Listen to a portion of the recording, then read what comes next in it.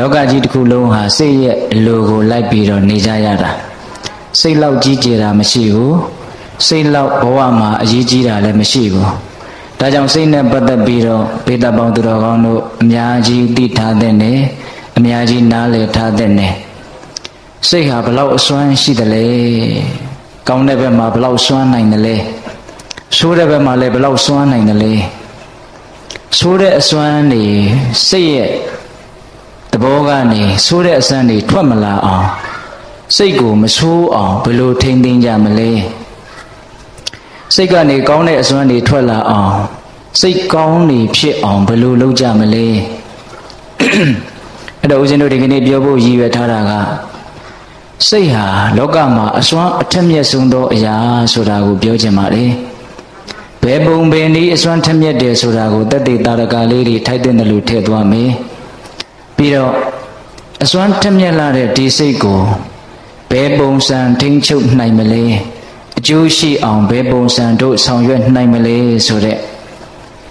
စိတ်ကိုတန်ရှင်းအောင်ဖြူရှင်းအောင်အကျိုးရှိအောင်တနည်းအားဖြင့်တော့တရားကိုနှစ်ပိုင်းလို့အကြံဉာဏ်နားလည်ထားလို့ရပါတယ်စိတ်ရဲ့အစွမ်းထက်မြက်ပုံတွေဆိုတဲ့ဘက်မှာရောကောင်းတဲ့ဘက်မှာရောအဲ့ဒါကိုဦးဇင်းတို့ပြောဖို့စိတ်ကူးထားတယ်ပြီးရင်အဲ့ဒါလိုအစွမ်းထက်တဲ့ဒီစိတ်ကိုဘယ်ပုံစံအကျိုးမဲ့တွေကတားဆီးပြီးတော့အကျိုးရှိတဲ့ဘက်ကိုပါဝင်လာအောင်ဆောင်ရွက်ကြမလဲဆိုတဲ့အပိုင်းကိုဦးဇင်းတို့အဲ့ဒါလိုစိတ်ရဲ့အစွမ်းနဲ့စိတ်ကိုအကျိုးရှိအောင်ထိန်းသိမ်းတဲ့အပိုင်းဆိုပြီးတော့နှစ်ပိုင်းပြောသွားဖို့စိတ်ကူးထည့်ထားပါတယ်ဟုတ်လားမှန်ပါဗျာအဲ့ဒါကိုပဲဦးဇင်းတို့ကစိတ်တို့ရဲ့အစွမ်းလို့တရားကောင်းကြီးတက်လိုက်ပါတယ်ဟုတ်လားဒီတော့ဦးဇင်းတို့ဘယ်ပါဠိတော်များကိုဦးဇင်းတို့အမိပြုမှလဲဆိုလို့ရှိရင်သယုတ်တနိကေမှာလာရှိတဲ့ပါဠိတော်တွေပြီးတော့ဦးဇင်းတို့မေဇိမနိကေဥပါလိတုတ်တံဆိုတာလည်းရှိပါတယ်အဲ့ဒါကိုလည်းဦးဇင်းတို့ဒီနေ့ညပြောသွားဖို့စိတ်ကူးထည့်ထားပါတယ်ဟုတ်လားနောက်ပိုင်းမှာစိတ်နဲ့ပတ်သက်ပြီးတော့ဝတ္တတုတ်တံဆိုတာကိုလည်းဦးဇင်းတို့ထည့်သွင်းသွားမယ်ပြီးတော့အင်္ဂုတ္တပါဠိတော်မှာလာရှိတဲ့စိတ်နဲ့ပတ်သက်တဲ့ဒကာဓမ္မတို့ဦးဇင်းတို့ရဲ့ဘဝမှာစိတ်ကိုအေးချမ်းအောင်တည်ငြိမ်အောင်ကြည်လင်အောင်ဘယ်လိုလုပ်မလဲဆိုတဲ့နည်းတွေမြတ်စွာဘုရားပေးထားတာရှိပါတယ်အဲ့ဒါကိုဦးဇင်းတို့တဏှာကြီးခွဲလောက်အချိန်ယူပြီးတော့ပေတပေါင်းသူတော်ကောင်းတို့ကိုဦးဇင်းတို့ပြောသွားဖို့စိတ်ကူးထည့်ထားတယ်ဟုတ်လားဒီတော့တရားမဟုတ်သေးခင်မှာမြတ်စွာဘုရားကိုရှိခိုးပူဇော်ကြအောင်စို့နော်ဒီတရားတော်ကိုမဟောကြားသေးခင်မနာကြသေးခင်မှာတရားတော်အလုံးကိုဟောကြားတော်မူခဲ့တဲ့ဘုရားရှင်ကိုတော်မြတ်ရဲ့အင်မတန်အေးချမ်းကြည်လင်တော်မူတဲ့မဟာကရုဏာကိုသိစေရတရားလုံးစုံကိုသိတော်မူမြင်တော်မူတဲ့သဗ္ဗညုတဉာဏ်ဒီဟုသောပညာကိုထိုမဟာကရုဏာကိုပညာကိုနှစ်ပါးစုံတို့ဖြင့်ပြည့်စုံတော်မူတဲ့ဘုရားရှင်ကိုတော်မြတ်ကိုယုတိမြတ်တို့ရှိခိုးပူဇော်ကြအောင်စို့ကရုဏာတိတလဟရယံပညာပိဇောတဝိဟတမောဟတမံသန္နရမရလောကကရုံဝန္တိဒုက္ကတံဂတိဝိမုဒ္ဒံကရုဏာတိတလဟရယံမဟာကရုဏာတော်ဖြင့်အေးမြသောစိတ်နှလုံးလည်းရှိတော်မူပါဘိထသောပညာပိဇောတဝိဟတမောဟတမံအရဟတမေတိဟုသောအရာဝလင်းဖြင့်ဝိဇ္ဇာတိဟုသောမိုက်မောင်းကိုဖယ်ခွာတော်မူပြီးထသောသန္နရမရလောကကရောလူနှင့်မြမတတဝါနန္ဒတို့ဤကြောက်ထီတန်တို့အလေးကရုပြုရာတဆူရီသောဆရာသခင်လည်းဖြစ်တော်မူပါဘိထသောဂတိဝိမုဒ္ဒံဒေဝမနုဿာနိရယနှင့်ပေတတလိษံလာရာရှိငါတံသောဂတိတော်မာလီအထူးသဖြင့်ကင်းလွတ်တော်မူပြီးထသောဒုက္ကတံတတဝါတို့အားအကျိုးများကြောင့်ဟုတ်မှန်သောစကားကောင်းကိုသာမြတ်ဆိုတော်မူပါပြီးထသောဗုဒ္ဓံသစ္စာလေးရတရားမြတ်ကိုလက်ပေါ်တင်တာပရမညာကဲ့သို့ပြတ်သားထင်ထင်သိမြင်ပေတတ်ဘုရားရှင်ကိုယ်တော်မြတ်ကြီးကိုမေယံတရားဟောပုဂ္ဂိုလ်တရားနာပုဂ္ဂိုလ်ခေါ်ဆိုပညတ်ပရမတ်မမူယုံနံနှဖျားဖြစ်ကြပါသောဘုရားတပည့်တော်တို့သည် ဝနေဝနာမှာကာယဝစီမနောခြေပဲသုံးဤဒွါရပနာမဖြင့်ဒုက္ခယောကျိုးလက်ဆုံးမိုးကရှိခိုးဥညွတ်ပါ၏မြတ်စွာဘုရား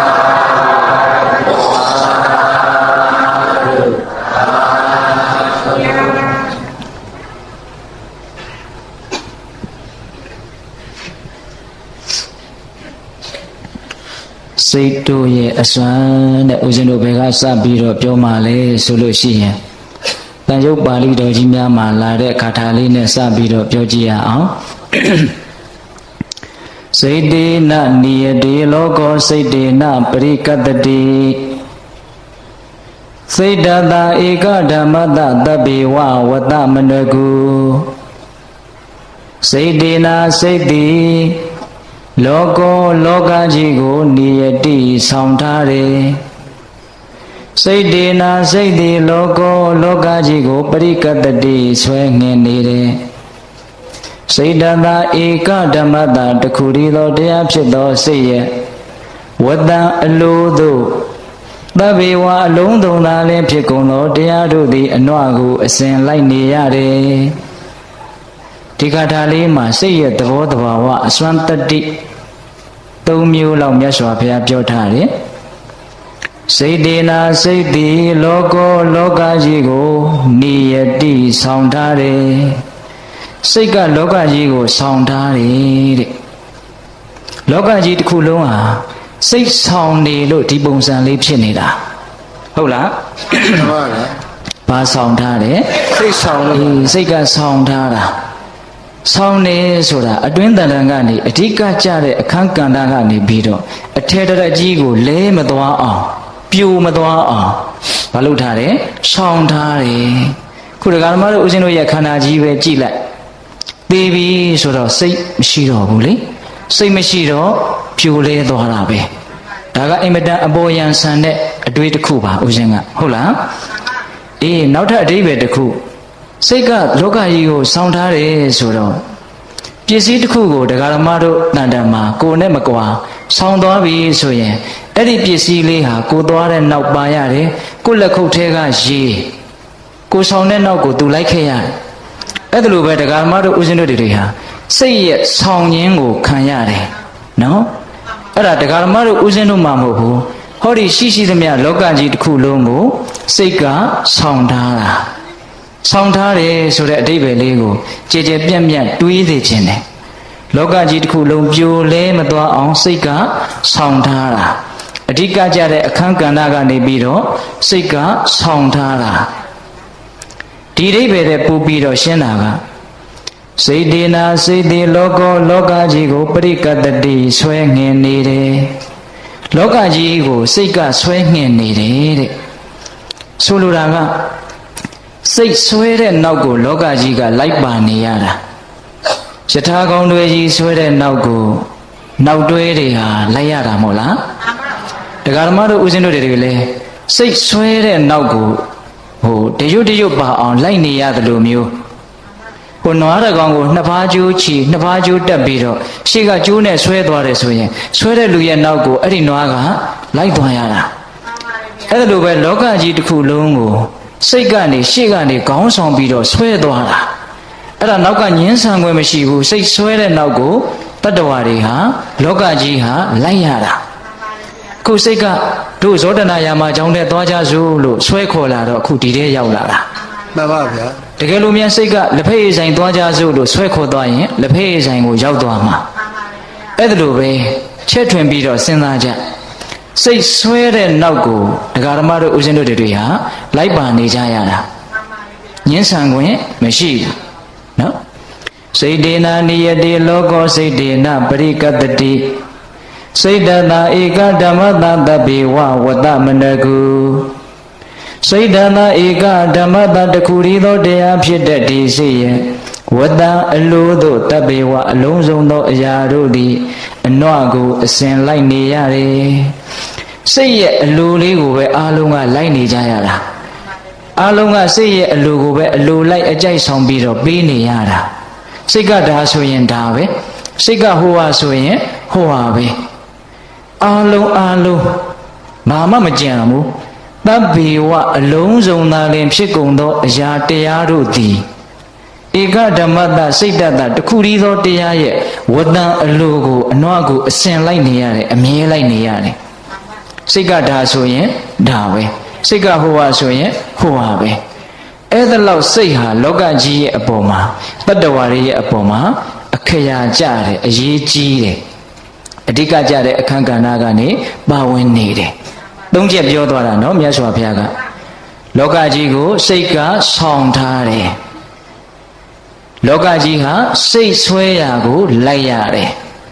လောကကြီးတစ်ခုလုံးဟာစိတ်ရဲ့အလိုကိုပဲအမြဲတမ်းကြည့်ပြီးတော့သူ့သဘောအတိုင်းလုပ်ပေးနေရတယ်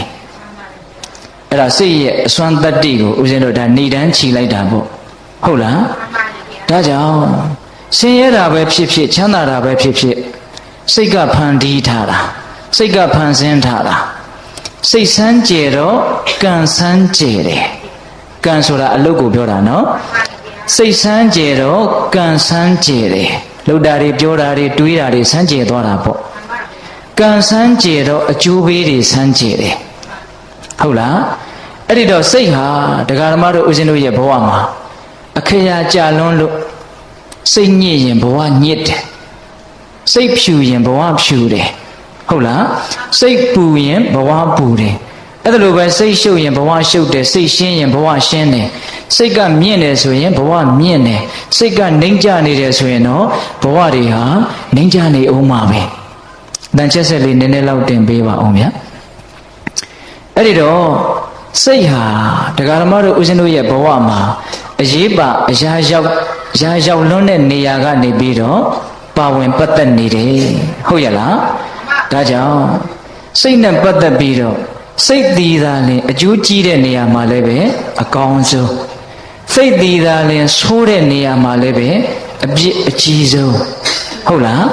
အဲ့ဒါဦးဇင်းတို့ဒါလေးနဲ့ပတ်သက်ပြီးတော့မြတ်စွာဘုရားလက်ထက်က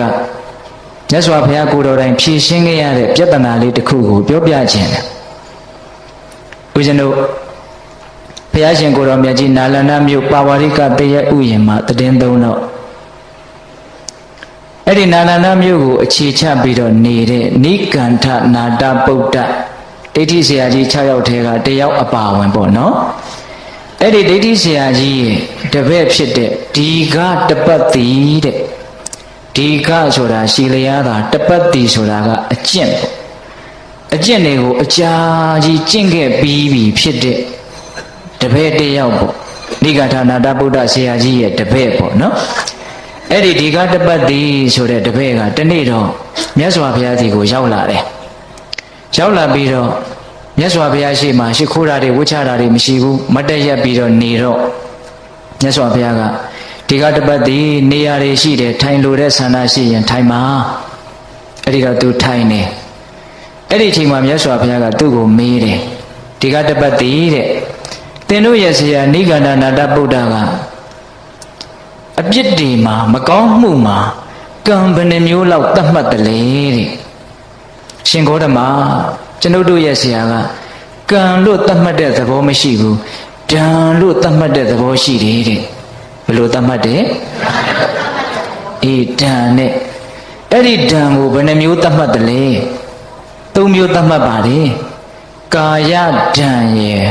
ဝစီဒံရဲ့မနောဒံရဲ့လို့ဒံကို၃မျိုးသတ်မှတ်တယ်ကိုယ်နဲ့အပြစ်ကိုပြုရင်ကာယဒံပေါ့နှုတ်နဲ့အပြစ်တွေပြောရင်ဝစီဒံပေါ့စိတ်နဲ့မကောင်းတာတွေကြံရင်မနောဒံပေါ့အဲ့ဒီတော့မြတ်စွာဘုရားကအဲ့ဒီဒံ၃ပါးထဲမှာ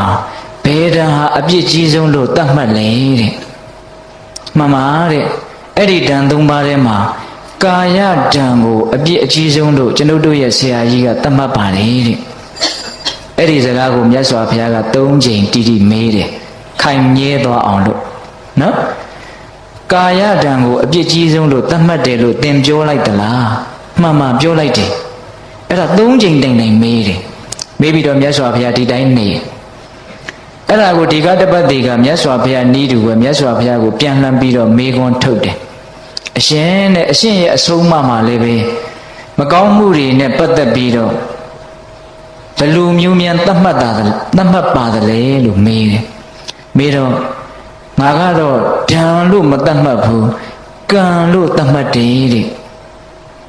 ကံလို့သတ်မှတ်တယ်ဆိုရင်အရှင်ဘုရားတဲ့ကံကိုဘယ်နှမျိုးလောက်သတ်မှတ်လဲ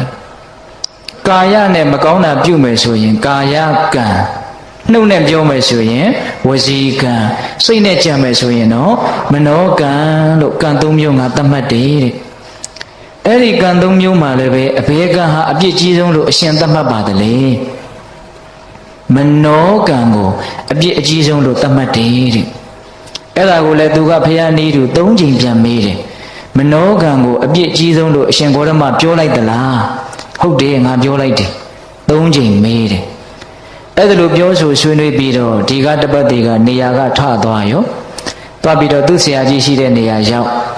ဆရာကြီးတွေရောက်တော့ပိဋကတ်တွေကအများကြီးပဲဥပါလိလို့အမည်ရတဲ့တထေးကြီးတယောက်ကခေါင်းဆောင်ထားတဲ့ပိဋကတ်နာလန္ဒမြို့ရဲ့မြို့မြင့်တဲ့ဘုန်းကြီးပေါ့နော်အဲ့ဒီအချိန်မှာဒီကတပတ်တီကရောက်သွားတော့မြတ်စွာဘုရားနဲ့သူနဲ့ဆွေးနွေးခဲ့ရတဲ့အကြောင်းကိုသူ့ဆရာကြီးကိုတင်ပြတယ်ယဟန်ဂေါတမနဲ့သူနဲ့ဒီလိုဆွေးနွေးခဲ့တယ်အဲ့ဒီတော့ဆရာကြီးကသူ့ကိုကောင်းကြီးပေးတယ်ကောင်းပြီစွာသင်ဟာပြောသင့်ပြောလိုက်တာကိုပြောခဲ့ပြီတယ်ယဟန်ဂေါတမမဟုတ်တာတွေလျှောက်ပြောတယ်ဘယ်နဲ့အကောင်အထည်ရှာမရတဲ့မနောကံကိုအပြစ်အကြီးဆုံးလို့သတ်မှတ်ရတယ်လို့တကယ်ဆိုကိုယ်ဒီလက်ရောက်လွန်ကျူးတဲ့ကျူးလွန်မှုတွေဟာအပြစ်အကြီးဆုံးဆိုတာလူတိုင်းသိနိုင်တယ်ဒီလောက်လွယ်တဲ့သိလွယ်တဲ့ကိစ္စကိုပဲမှားမှားယွင်းယွင်းမနောကံကိုအပြစ်အကြီးဆုံးလို့သတ်မှတ်မှသတ်မှတ်ပလေတယ်လို့မြတ်စွာဘုရားကိုရှုံချအဲ့ဒီမှာဥပါလိဆိုတဲ့တကြွယ်ကြီးကသူ့ရဲ့ဆရာနိဂန္ဓနန္ဒဗုဒ္ဓဆရာကြီးကိုအရှင်ဘုရားတဲ့အကျွန်ုပ်ကိုယ်တိုင်သွားပြီးတော့အဲ့ဒီဂေါတမဗုဒ္ဓကိုဝါဒတွေဆွတ်ဆွဲပြီးတော့ဝါဒတွေနဲ့တင်ပြီးတော့နှိပ်ကွချင်တယ်တဲ့ကျွန်ုပ်ကိုယ်တိုင်သွားပြီးတော့စကားစစ်ပွဲကြီးဆင်နွှဲခြင်းတယ်ဟုတ်အားကောင်းမောင်းတန်ယောက်ျားတစ်ယောက်ဟာစိတ်ကလေးတစ်ကောင်သိုးကလေးတစ်ကောင်ကိုနရွက်ကနေဆွဲပြီးတော့ဖွေ့ရမ်းလိုက်တဲ့လူမျိုးရှေ့တို့နောက်ဆုတ်လှုပ်လိုက်တဲ့လူမျိုးအယူဝါဒရေးရာမှာတွတ်တွတ်ခါသွားအောင်သွားပြီးတော့ပြောပြလိုက်ခြင်းတယ်တေတောက်ကျူးအရက်သမားဟာသူ့ရဲ့အရက်ခွက်ကိုအပေါ်ကနေနှိပ်ပြီးတော့စပွဲနဲ့ပုတ်ပြီးတော့ဆွဲလိုက်တယ်လို့ဆွဲမှပြီးတော့ကင်မြောက်ပြီးတော့ဖွေ့ရမ်းလိုက်တယ်လို့ကြိုက်တယ်လို့လှုပ်တယ်လို့မျိုးယဟန်ဂေါတမကိုအယူဝါဒရေးရာအမှာခြားခြားလဲသွားအောင်သွားပြောပြလိုက်ခြင်းတယ်သူကကျုံသွားတာနော်အဲ့ဒီတော့နိဂန္ဓနန္ဒဗုဒ္ဓဆရာကြီးကကောင်းတယ်တဲ့သွားပြီးတော့ပြောပြလိုက်ဒီလောက်မှားယွင်းနေမှတော့သွားပြီးတော့ပြောပြလိုက်အဲ့ဒီလိုခွင့်ပြုတော့သဘောမတူတဲ့လူကဒီကတပတ်တီကသဘောမတူဘူးအရှင်နဲ့ယဟန်ဂေါတမတီကိုဥပါလိတကျေသွားမှာကိုကျွန်ုပ်သဘောမကျဘူးတဲ့ဘာပြုလို့လဲဆိုတော့ယဟန်ဂေါတမဟာသူများတပည့်ကိုကိုယ်တပည့်ဖြစ်အောင်သွေးဆောင်ဖြားယောင်းတဲ့စိတ်ညှို့အတတ်ပညာကိုတတ်တယ်တဲ့အရှင်ရဲ့အားကိုးရတဲ့တခါတယောက်သူများလက်ထဲပါသွားမှာဆိုးလို့သဘောမတူအဲ့ဒီတော့နိဂန္ဓနန္ဒဗုဒ္ဓဆရာကြီးကဂိုင်းဥပါလိသွားမှာကိုသွားပါစေဥပါလိဟာယဟန်ဂေါတမရဲ့တပည့်ဖြစ်เสียအကြောင်းမရှိဘူးဖြစ်ချင်းဖြစ်ရင်ယဟန်ဂေါတမဒီပင်နဲ့ဥပါလိတကြွယ်ရဲ့တပည့်ဖြစ်เสียအကြောင်းရှိယုံကြည်တယ်နော်သူတပည့်ကိုအဲ့ဒီလိုနဲ့ဥပါလိကလည်းနောက်ပါအချမ်းရံနေချမ်းရံပြီးတော့မြတ်စွာဘုရားသည်ကိုချီတက်သွားရောမြတ်စွာဘုရားသည်ရောက်တော့သူလည်းရှိမခိုးပါဘူးအဲ့ဒီလိုပဲဘုရားရှိမှတင့်တော်တဲ့နေရာမှာထိုင်ပြီးတော့အရှင်ဘုရားဒီကတပတ်တီနဲ့အရှင်တို့ဘာတွေပြောကြသလဲအဲ့ဒီမှာမြတ်စွာဘုရားကပြောခဲ့တဲ့အကြောင်းတွေကိုပြန်ပြောင်းတော့မိန့်ရှိတော့အရှင်ဘုရားတဲ့ဒီကတပတ်တီပြောတာကောင်းပါပြီစွာဘယ်နဲ့ကာယကံအပြစ်အကြီးဆုံးလူတိုင်းသိနေတဲ့ကိစ္စကိုမနောကံကိုအပြစ်ကြီးတယ်လို့ပြောရပြီလေအဲ့ဒီလိုမြတ်စွာဘုရားကိုအပြစ်တင်တော့မြတ်စွာဘုရားကတကြွယ်တဲ့ဒီနေရာမှာသင်ဟာသစ္စာစကားမှာတီးမယ်ဆိုလို့ရှိရင်သင်နဲ့ငါနဲ့ဆက်ပြီးတော့ဆွေးနွေးကြတာပေါ့မှန်တယ်ဆိုရင်လက်ခံကြည်ဟုတ်လားသစ္စာမှာတီးမယ်ဆိုရင်ဆွေးနွေးကြတာပေါ့မှန်လားပါဗျာတပည့်တော်ယုတ်တိယုတ်တာရှိတယ်တဘာဝစိုက်တယ်မှန်တယ်ဆိုရင်တပည့်တော်လက်ခံမယ်အဲ့ဒီလိုနဲ့ပြောကြရောပြောတော့မြတ်စွာဘုရားကသူ့ကိုမေခွန်းအရင်စပြီးတော့ထုတ်တယ်တကြွယ်တဲ့ သင်တို့နိဂန္ဓနာတဗုဒ္ဓဆရာကြီးကရေအေးကိုပယ်ရမယ်လို့ဟောတယ်ရေအေးထဲမှာအသက်ကလေးတွေပါတယ်ပိုးကောင်လေးတွေပါတယ်ပေါ့နော်သူတို့ကရေနွေးကိုသုံးတာအဲ့ဒါသင်တို့ရဲ့တပည့်တယောက်ကအကျင့်မြတ်ကိုသင်တို့ယူဆတဲ့အကျင့်မြတ်ကိုကျင့်ရင်းနဲ့ရေအေးကိုတန်းတန်းပြီးတော့ရေနွေးကိုမသုံးခြင်းပဲနဲ့သုံးပြီးတော့ရေအေးကိုတောင့်တရင်းနဲ့သေသွားတယ်ဆိုကြပါစို့အဲ့ဒါဘာဖြစ်တယ်လို့သင်တို့ရဲ့ဆရာကြီးကဟောလေတဲ့မှန်လားပါဗျာစိတ်ဆွဲလို့သေတဲ့အတွက်ကြောင့်ဖြစ်တဲ့နတ်တစ်မျိုးရှိတယ်အဲ့ဒီနတ်မျိုးမှာသွားပြီးတော့ဖြစ်တယ်လို့ကျတို့ဆရာကြီးကဟောပါတယ်ဘာဖြစ်လို့အဲ့ဒါလိုနတ်ဖြစ်တယ်လဲဆိုစိတ်ဆွဲလန်းပြီးတော့သေတဲ့အတွက်ကြောင့်နတ်ဖြစ်တာပါအဲ့ဒီလိုဆိုရင်စိတ်စေတနာကအဓိကကျနေတယ်လို့သူဝန်ခံလိုက်တာဖြစ်သွားဟုတ်လားအဲ့ဒီမှာတကြွယ်တဲ့သင်စကားကိုစဉ်းစားဆင်ခြင်ပြီးတော့ပြောသင်စကားရှင်းတော့မညီဘူးဖြစ်နေတယ်စောစောကမနောကအဓိကမကြဘူးလို့ပြောထားတယ်အခုတော့စိတ်ဆွဲပြီးတော့သေတဲ့အတွက်ကြောင့်စိတ်ဆွဲသေတဲ့နတ်ဖြစ်ရတယ်လို့သင်ပြောပြန်ပြီမှန်လားပါတဲ့အရှင်ဘာပဲပြောကာယဒံဒီသာလည်းအပြည့်အကြီးဆုံးမနောဒံဒီကာယဒံလောက်အပြည့်မရှိပါဘူးကျွန်ုပ်ကတော့ဒီလိုခိုင်မြဲစွာယူဆနေစေပဲဒီတော့မြတ်စွာဘုရားကဆက်ပြီးတော့ပြောတယ်တကြွယ်တဲ့နိဂန္ဓနာတဗုဒ္ဓဆရာကြီးရဲ့တပည့်တယောက်လမ်းလျှောက်ရင်းနဲ့မသိလို့မတော်လို့ပိုးကောင်လေးတွေနင်းမိလို့သေတယ်ဆိုကြပါစို့တဲ့အဲ့ဒီလိုဆိုရင်ဘယ်လိုသတ်မှတ်လဲမှန်လားပါဗျာအပြစ်တော့ရှိပါရဲ့သို့သောအပြစ်မကြီးပါဘူးဖေ။ဘာဖြစ်လို့လဲစေတနာမပါလို့အပြစ်မကြီးပါဘူးဖေ။စေတနာပါရင်တော့အပြစ်ကြီးပါလေဖေ။စေတနာကိုသင်တို့မှာဘာဒံလို့သတ်မှတ်လဲမနောဒံလို့သတ်မှတ်ပါတယ်ဖေ။တကြွယ်စကားကိုစဉ်းစားပြီးတော့ပြောရှင်းတော့မညီဘူးဖြစ်နေတယ်စေတနာပါရင်အပြစ်ကြီးတယ်စေတနာမပါရင်အပြစ်မကြီးဘူးဆိုတော့စိတ်စေတနာကအဓိကကြမနေဘူးလားကြနေတယ်ဒါသူတို့ရဲ့အယူဝါဒနဲ့ပဲသူတို့ကိုပြန်ပြီးတော့ခြိတုပ်တာနော်ဦးဇင်းတို့မြတ်စွာဘုရားရဲ့အလိုလည်းအဲ့တိုင်မှာပဲ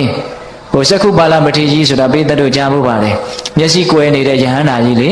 လမ်းလျှောက်ရင်းနဲ့ပိုးကောင်လေးတွေနင်းပြီးတော့ယဟန်တွေကကဲ့ရဲ့လို့မြတ်စွာဘုရားကစိတ်စေတနာမပါရင်အပြစ်မရှိဘူးလို့ကြားဘူးတယ်နော်ပိဿကြီးအခုသူတို့ရဲ့အယူအဆနဲ့ပဲသူတို့ရဲ့စကားကိုပြန်ပြီးတော့ခြိတုပ်တာအဲ့ဒီတော့တကြွယ်ကအရှင်ဘုရားဘာပဲပြောတပည့်တော်ကတော့ကာယဓမ္မရဲ့အပြည့်အကြီးဆုံးလို့ယူဆနေတုံးပဲဘုရားဒီတော့မြတ်စွာဘုရားကဆက်ပြီးတော့မေးတယ်ဟောဒီနာလန္ဒမြို့ကြီးမှာရှိတဲ့လူတွေတိရစ္ဆာန်တွေအားလုံးကိုလူတယောက်ကဒလွတ်ကင်ပြီးတော့ဟောဒီလူတွေတိရစ္ဆာန်တွေကိုအကုန်လုံးအသားပုံကြီးဖြစ်အောင်လုပ်ပလိုက်မယ်။တတ်ပြီးတော့အသားတခြားအယိုးတခြားဖြစ်အောင်လုပ်ပလိုက်မယ်ဆိုရင်အဲ့ဒါဖြစ်နိုင်မှာမလားတဲ့။မဖြစ်နိုင်ပါဘူးဗျာ။အေးတကူရှိတဲ့စိတ်တကူရှိတဲ့တကူရှင်တယောက်ကလုပ်မယ်ဆိုရင်ဖြစ်နိုင်လားတဲ့။အဲ့ဒါတော့ဖြစ်နိုင်ပါတယ်ဗျာ။စိတ်တကူဟာကာယဓာန်လားမနောဓာန်လား။အေးသူတို့အယူဆဆိုရင်မနောဓာန်ပေါ့ဦးဇင်းတို့မြတ်စွာဘုရားရဲ့တဘောဆိုရင်တော့မနောကံပေါ့နော်အဲ့ဒီတော့တကြွယ်တဲ့စင်စင်စားစားပြောသင်စကားတွေရှင်းတော့မညီဘူးတဲ့အရှင်ဘုရားဘာပြောတပည့်တော်ကတော့လက်မခံသေးဘူးဘုရားအဲ့ဒီမှာမြတ်စွာဘုရားကကရုဏာသိပ်ကြီးတာဆိုတော့စိတ်ရှိလက်ရှိဆက်ပြောတယ်တကြွယ်တဲ့သင်ကိုငါမေးမယ်တဲ့ဟောဒီဒန္တကီတိုင်းတို့ဝိဆတိုင်းတို့တောကြီးအတိပြီးသွားတယ်ဆိုတာတောကြီးတွေဖြစ်သွားတာမြို့ကြီးတွေကနေတောကြီးတွေဖြစ်သွားတာဘာပြုလို့သင်ကြားဘူးလေတဲ့မှန်လားပါဗျာယသိတွေစိတ်ဆိုးလို့ပြူစားတာလို့တပည့်တော်ကြားဖို့ပါတယ်ဗျာစိတ်အစွမ်းကြောင့်မြို့တွေကနေတောကြီးတွေဖြစ်သွားတာ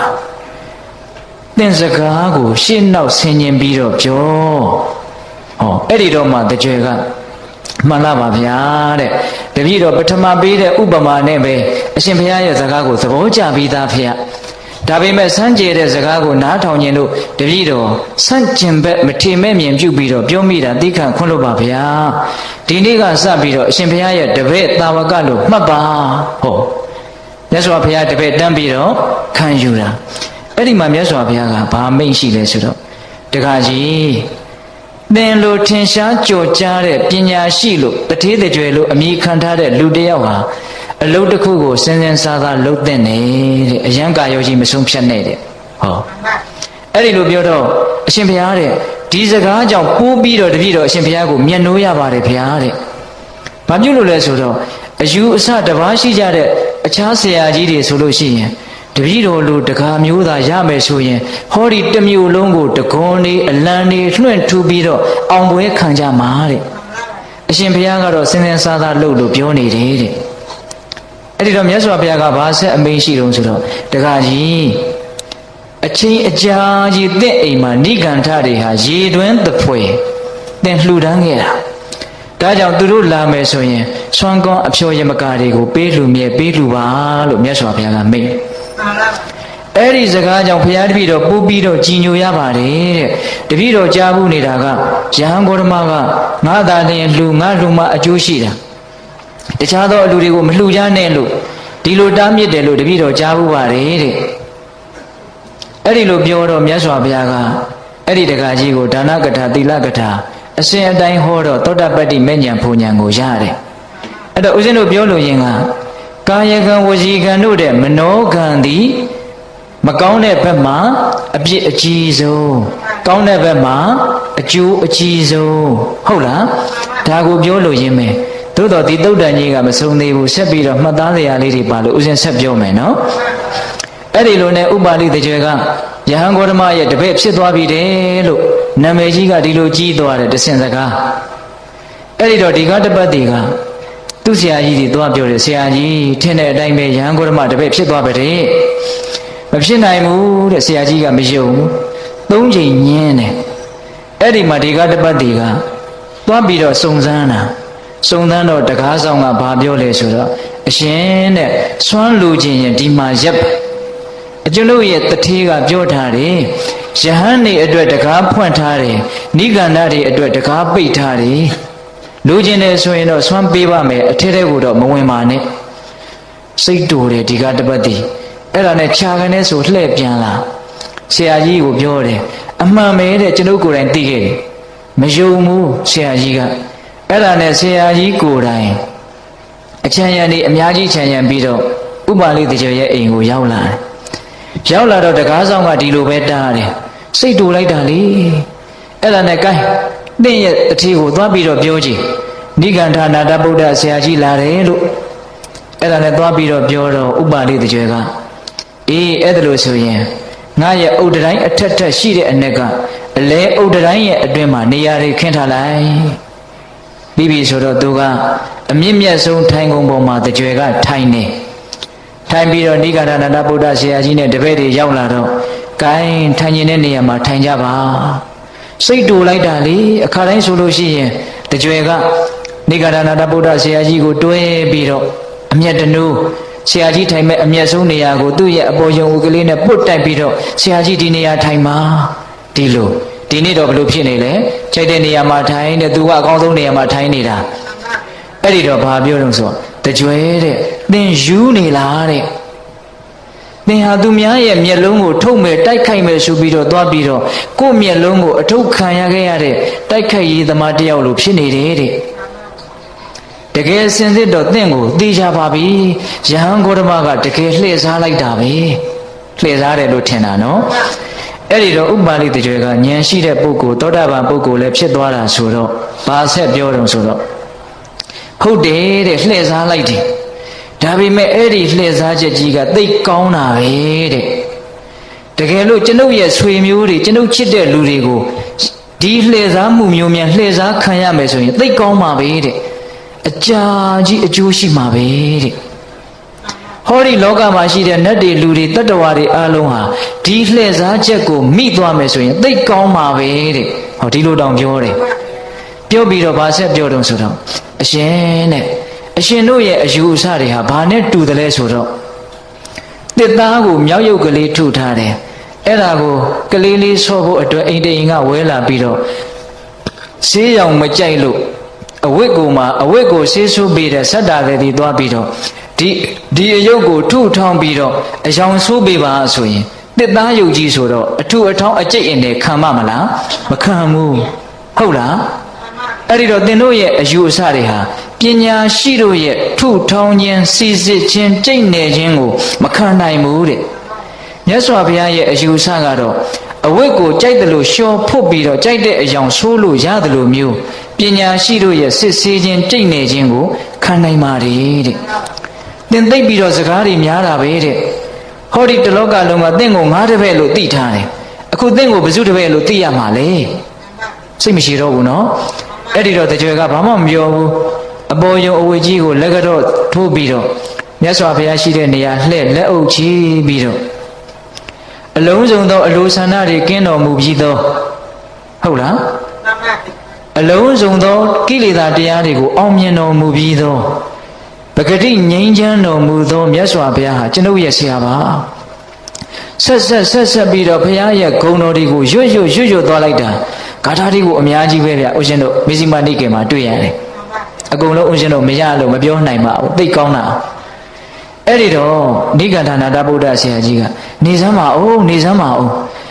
ဂုဏ်တော်တွေကိုသင်ကဘယ်တော့မှမြန်သင်ထားတာလေတဲ့ဟိုတနေ့ကမှဘုရားတပည့်ဖြစ်တာအခုဒီဂုဏ်တွေရနေတယ်ဆိုတော့ဒီတော့ဥပါလိတကြွယ်ကအရှင်တဲ့ပန်းပုံကြီးနားမှာရက်နေတဲ့လူတယောက်ဟာပန်းကုန်းတွေကုန်းမယ်ဆိုရင်ဘာမှမခဲရင်ဘူးတဲ့ကြိုက်တဲ့ပန်းကိုကောက်ပြီးတော့တီလိုက်ရုံပဲတဲ့ဂုဏ်တွေကသိပ်များတာဆိုတော့မြတ်စွာဘုရားရဲ့ဂုဏ်တွေကိုချီးကျူးဖို့ဘာမှအခက်အခဲမရှိပါဘူးတဲ့အဲ့ဒါလိုလဲပြောလိုက်ရောမနာလိုတဲ့စိတ်တွေဝန်တိုတဲ့စိတ်တွေမြတ်စွာဘုရားရဲ့ဂုဏ်တွေကိုမကြားနိုင်တဲ့အတွက်ကြောင့်အဲ့ဒီနိဂန္ဓနာတဗုဒ္ဓဆရာကြီးဟာခတွင်းကနေလောပူတဲ့သွေးတွေအံထွက်တယ်တဲ့ဟုတ်လားအဲ့ဒါဦးဇင်းတို့ဒီသုတ်တန်ကြီးကိုဘိဒတ်ပေါင်းသူတော်ကောင်းတို့ကိုဘာကြောင့်ပြောရတယ်လဲဆိုရင်ကာယကံဝစီကံတို့ထဲမနောကံသည်မကောင်းတဲ့ဘက်မှာကြီးကျယ်တဲ့အပြစ်ရှိတယ်စိတ်ကလေးသည်သာလျှင်ကြီးကျယ်တဲ့အပြစ်ရှိတယ်ဟုတ်လားမကောင်းတဲ့စိတ်သည်သာလျှင်အခရာကျတယ်လို့ပြောချင်တာဟုတ်လားဒါကြောင့်ဒီမကောင်းတဲ့စိတ်တွေတရားဓမ္မတို့ဦးဇင်းတို့တွေကိုကြိုးကင်နေတာကိုကောင်းတဲ့စိတ်တွေကောင်းတဲ့အတွေးတွေကောင်းတဲ့စိတ်ကူးတွေဖြစ်လာအောင်ဘယ်လိုလုပ်မလဲဒီအချက်ကလေးဟုတ်လားစိတ်ကခိုင်းတဲ့အတိုင်းပြောရတာနော်ဒကမကြီးများမနေ့ကဦးဇင်းတို့စကားတို့ရဲ့အစွမ်းလို့ပြောလိုက်တယ်ကောင်းတဲ့စကားတွေကိုကောင်းတဲ့စိတ်တွေကပြောခိုင်းတာဟုတ်လားမကောင်းတဲ့စကားတွေကိုမကောင်းတဲ့စိတ်တွေကပြောခိုင်းတာအဲ့ဒါလိုပဲအလုပ်တွေကိုလည်းပဲစိတ်တွေကခိုင်းနေတာအဲ့တော့စိတ်တွေရဲ့ကြေးကျွန်မဲ့တကယ်ကန်းတော့ဝစီကံတို့ကာယကံတို့ဆိုတာလေဟုတ်လားအဲ့ဒီတော့အဲ့ဒီစိတ်ကလေးတွေကိုတကယ်ကောင်းတဲ့အတွေးလေးတွေဖြစ်အောင်စိတ်ကူးကောင်းကလေးတွေဖြစ်အောင်ဘယ်လိုလုပ်မလဲဆိုလို့ရှိရင်ယောနိသောမနတိကာရနော်ဦးဇင်းတို့စာကတော့မြတ်စွာဘုရားအဲ့လိုဟောတယ်နော်မှန်ကန်တင့်လျောက်ပတ်စွာတွေးတတ်တာစိတ်ကူးတတ်တာနော်အာယောနိသောမနတိကာရမသိမတဲ့မမှန်မကန်တဘာဝမကျစွာတွေးတာစိတ်ကူးတာအဲ့ဓာတွေကတရားဓမ္မတို့ဦးဇင်းတို့တွေကိုစိတ်ကောင်းစိတ်မကောင်းဆိုတာတွေဖြစ်သွားအောင်ပြုလုပ်နေတာအဲ့ဒီတော့ယောနိသောမနတိကာရနဲ့အာယောနိသောမနတိကာရသည်အရေးမကြီးဘူးလားအရေးကြီးတယ်ဦးဇင်းတို့ဒါလေးနဲ့ပတ်သက်ပြီးတော့ဖြစ်ရက်တစ်ခုတည်းမှာကိုပဲစိတ်ကူးတွေမတူတဲ့အကြောင်းအတွေးတွေမတူတဲ့အကြောင်းအမြင်တွေမတူတဲ့အကြောင်းလေးကိုနည်းနည်းပြောပြခြင်းတယ်ယောနိသောမနတိကာရခေါင်းဆောင်တဲ့စိတ်တွေကဘလို့တွေးလိုက်တယ်လဲအာယောနိသောမနတိကာရဆိုတာကြီးခေါင်းဆောင်လိုက်တော့ဘလို့တွေးလိုက်တယ်လဲဟုတ်လားဖြစ်ရက်တစ်ခုတည်းကိုပဲအမြင်မတူကြဘူးနော်ဒါလောကကြီးမှာဒါသဘာဝပဲနော်တခါကြီးမိုက်များဒီဖြစ်ရက်ကိုပဲကြည့်ပြီးတော့သူကဟိုလိုမြင်တယ်ကိုကဒီလိုမြင်တယ်ဟုတ်လားအမြင်မတူကြဘူးနော်ဦးဇင်းတို့မြတ်စွာဘုရားလက်ထက်ကကောသလမင်းကြီးတို့မာလိကာမိဘုရားတို့ဥဆောင်ပြီးတော့ဒါနကောင်းမှုကြီးပြုကြတာလေအတတိတဒါနာဆိုတာကြားဖို့တယ်မို့လားဘုရားတဆူမှာ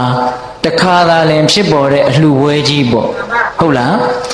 14ကလေးကုန်နေတဲ့ဟုတ်လားတန်း140ကုန်တာပေါ့အဲ့ဒီလိုမြတ်စွာဘုရားအမှုပြုတဲ့တန်ဃာတော်တွေကိုချိန်သေးမပါတဲ့ပစ္စည်းမရှိရအောင်ဆိုပြီးတော့လှူလိုက်တာအတတိတဒါနကုသိုလ်ဘွယ်ကြီးအဲ့ဒီကုသိုလ်ဘွယ်ကြီးကိုကြည်ပြီးတော့ဘေးကလူတွေရဲ့တန်တမှာအတွေးတွေအမျိုးမျိုးဖြစ်ကြတာပေါ့အဲ့ဒီမှာ ကောသလမင်းကြီးမှာထင်ရှားတဲ့အမတ်ကြီး2ယောက်ရှိတယ်ကာလအမတ်တဲ့ဇုံနာအမတ်တဲ့အဲ့ဒီမှာကာလဆိုတဲ့အမတ်ကြီးကဘလို့တွေးသလဲဘလို့မြင်သလဲဆိုတော့မိုက်လိုက်တဲ့မင်းကြီးတရက်တည်းနဲ့14ကလေးသောပစ္စည်းတွေကိုဖြုံးတီးပစ်တာဟောဒီယဟန်တွေကဒီစားကောင်းတောက်ဖွယ်တွေကိုသုံးဆောင်ပြီးတော့ကြောင်းရောက်တော့သင်္ကန်းခေါင်းပြီးခြုံပြီးတော့အိတ်နေမှာဆုံးရှုံးပါပြီစွာဆုံးရှုံးပါပြီစွာဒါကိုပဲမကြည်မနှက်ကြားတဲ့ကနေအဲ့ဒါလိုခံစားပြီးတော့တွေးနေတာဘုရင်ကြီးဆိုတော့သွားပြီးတော့လည်းမပြောရဘူးသူကဒါသူ့အမြင်ကိုသူကတော့အမှန်လို့ထင်ပါပဲနော်အမှန်လို့ထင်တဲ့အတွက်ကြောင့်ဒီအတွေးတွေကအများကြီးဖြစ်နေတယ်ကြည်စမ်းဟိုလူတွေအလကားလူလေလှုပ်သွားတာယဟန်တွေကိုသူကအဲ့လိုထင်မှာပေါ့နော်မင်းကြီးကလည်းဘာအုံနောက်မှမရှိဘူး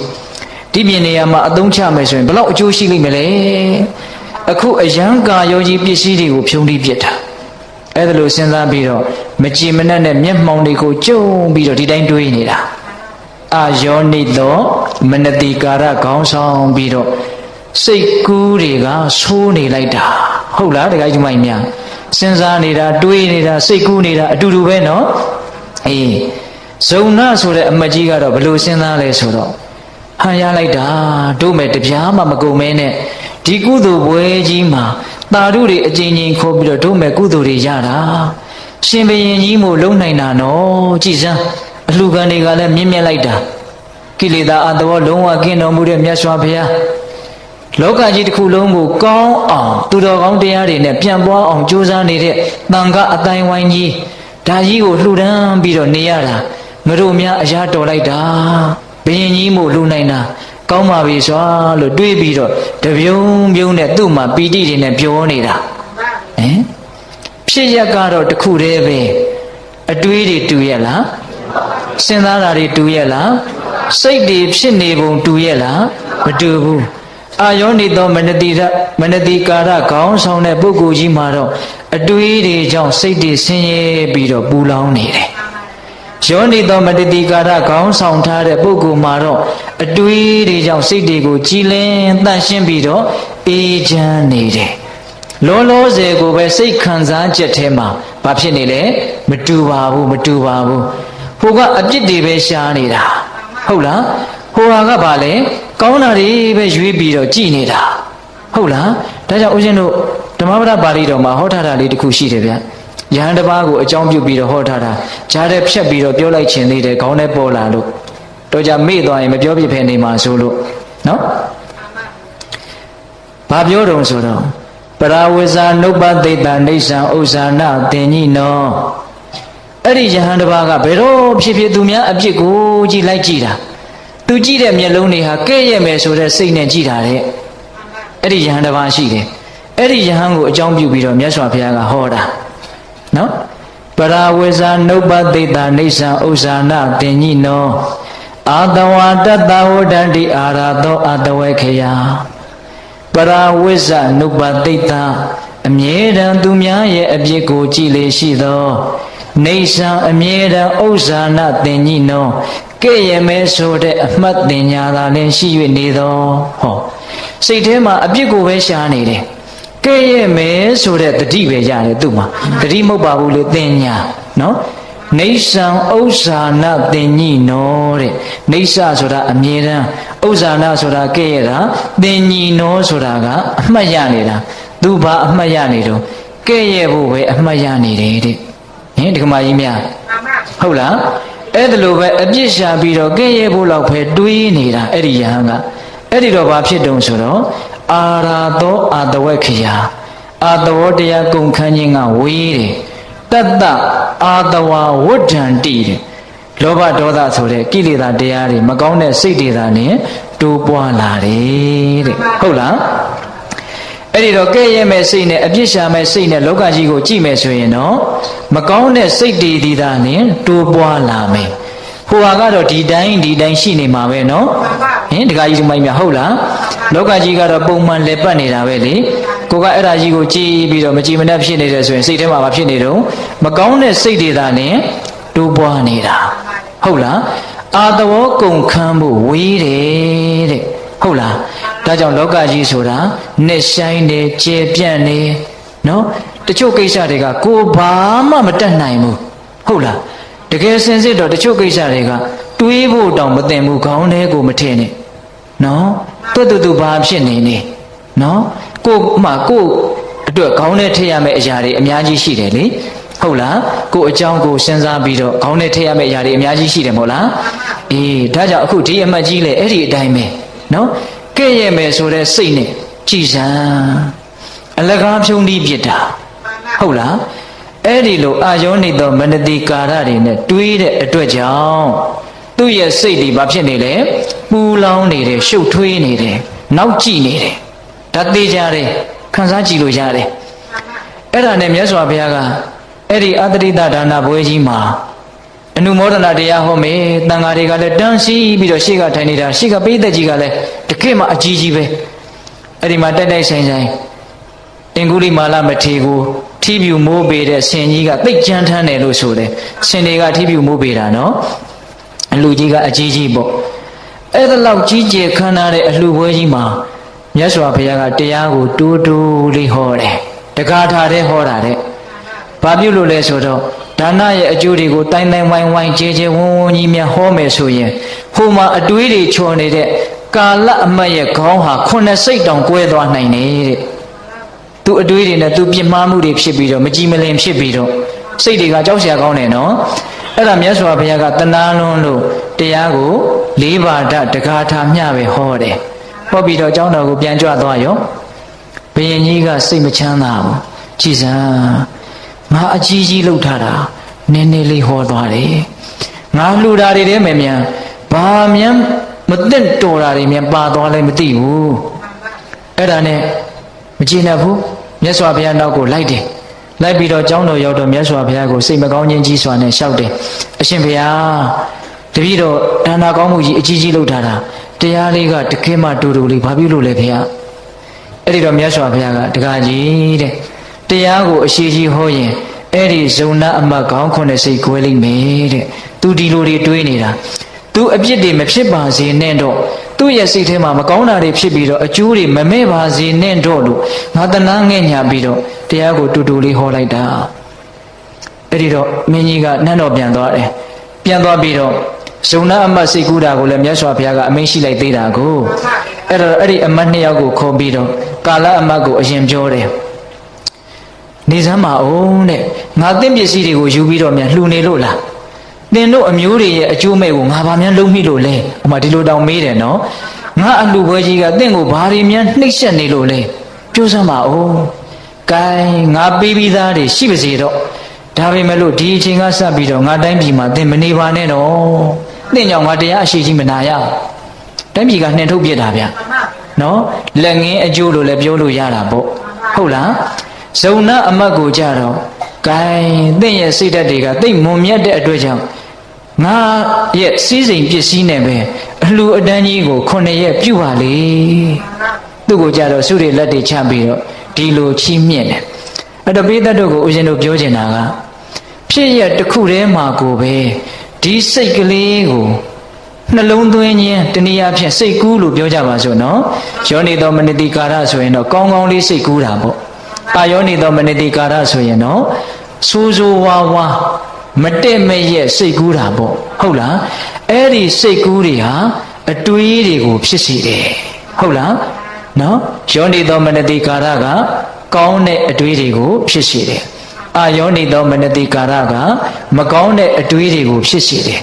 အဲ့ဒီအတွေးတွေဟာအင်မတန်ကြီးကျယ်တယ်ဗျ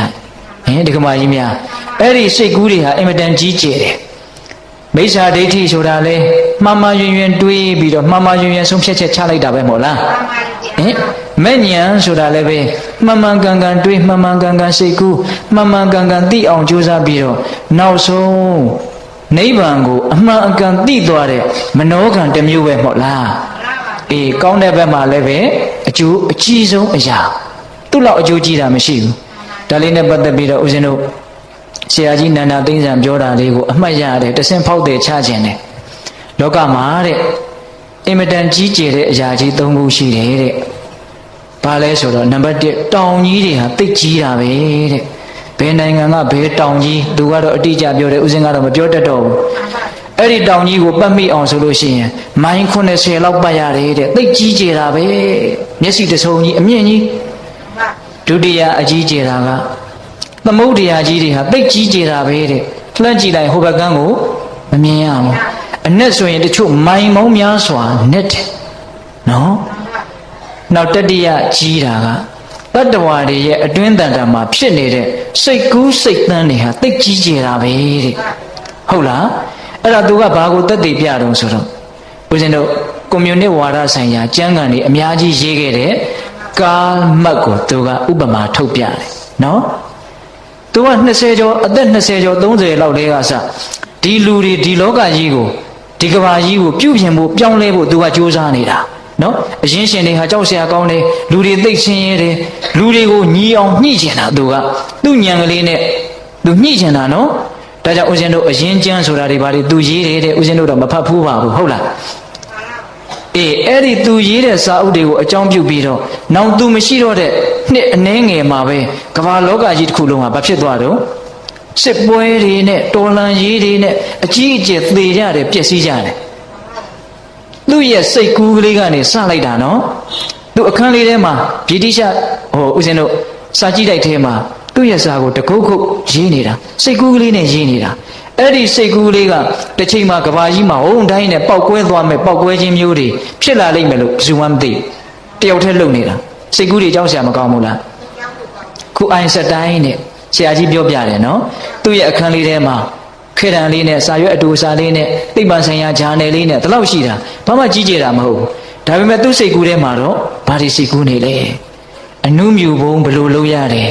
နော်အဲ့ဒါကြောင့်ဒုတိယကဘာစစ်ကြီးလဲပြီးသွားတယ်အဲ့ဒီနီလန်းနေအခုခေတ်ဆိုရင်ပိုးတောင်ကြောက်เสียကောင်းသေးတယ်နော်ဒီကဘာကြီးကိုအကျိန်ပေါင်းများစွာပောက်ကွဲပျက်စီးသွားအောင်လုပ်နိုင်တဲ့လက်နက်တွေမရှိဘူးလားရှိပါဘယ်သူကကြိုးကင်ပြီးတော့ဖန်တီးလိုက်တာလဲစိတ်ကူးစိတ်သန်းကနေလှုပ်လိုက်တာအဲ့ဒါဆရာကြီးကဆက်ပြောသေးတယ်ဗျာဂေါတမဗုဒ္ဓတဲ့တောထဲမှာ6နှစ်လောက်တယောက်တည်းတပါးတည်းကုတ်ကုတ်ကလေးဘာလုပ်နေတော့စိတ်အလုပ်တွေလုပ်နေတာနော်လောကကြီးကလည်းသဘောမပေါက်ဘူးနော်မြတ်စွာဘုရားငြိမ်းချမ်းရေးလမ်းစဉ်နိဗ္ဗာန်ဆိုတဲ့သေဆုံးခြင်းလွတ်တဲ့လမ်းကိုရအောင်ရှားနေတာဟုတ်လားစိတ်ကလေးနဲ့ရှားနေတာသူ့အဖေသုတ္တရဏကတော့သဘောမပေါက်ဘူးတဲ့သဘောမတူဘူးတဲ့ဟုတ်လားဒါပေမဲ့တောထဲမှာမြတ်စွာဘုရားတပါးတည်းမလုပ်နေတာလေစိတ်ကူးစိတ်သန်းနေနဲ့အမှန်တရားကိုရှားဖွေးနေတာဒါလူငယ်တွေနားလည်အောင်ပြောလိုက်တာနော်အေးအဲ့ဒီလိုမြတ်စွာဘုရားရဲ့စိတ်အလုပ်တွေကြောင့်အခုဒီကနေ့ခေတ်ထိငြိမ်းငြိမ်းချမ်းချမ်းနေတရားကြောင့်နိလန်းနေမသိရဘူးလားသိရတယ်နဲ့တကွာသောလောကကြီးမှာအကျိုးမကြီးကြဘူးလားစိတ်ကူးတွေဟုတ်လားတဲ့ဒီမိုင်များဒါကြောင့်စိတ်ကူးတွေဟာကြောက်เสียကောင်းတဲ့နေရာမှာလည်းပဲထိတ်တန်းမှာရှိ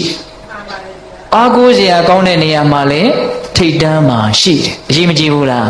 အရေးကြီးတယ်ဒါကြောင့်ယောနိသောမနတိကာရသည်စိတ်ကူးကောင်းတွေကိုဖြစ်စေတယ်အာယောနိသောမနတိကာရသည်စိတ်ကူးဆိုးတွေကိုဖြစ်စေတယ်အဲ့ဒီစိတ်ကူးကောင်းတွေကဘာတွေကိုဆက်ဖြစ်စေမှာလဲစိတ်ကူးဆိုးတွေကဘာတွေကိုဆက်ဖြစ်စေမှာလဲဆက်ပြီးတော့နားထောင်ကြည့်ရနော်စိတ်ကူးတွေကောင်းပြီဆိုတော့အပြောတွေကောင်းလာတယ်မနေ့ကပြောတဲ့အပြောတွေကောင်းလာတယ်စိတ်ကူးတွေကောင်းလာပြီဆိုတော့အလုပ်တွေကောင်းလာတယ်ဟုတ်လားအပြောတွေကောင်းပြီအလုပ်တွေကောင်းပြီဆိုတော့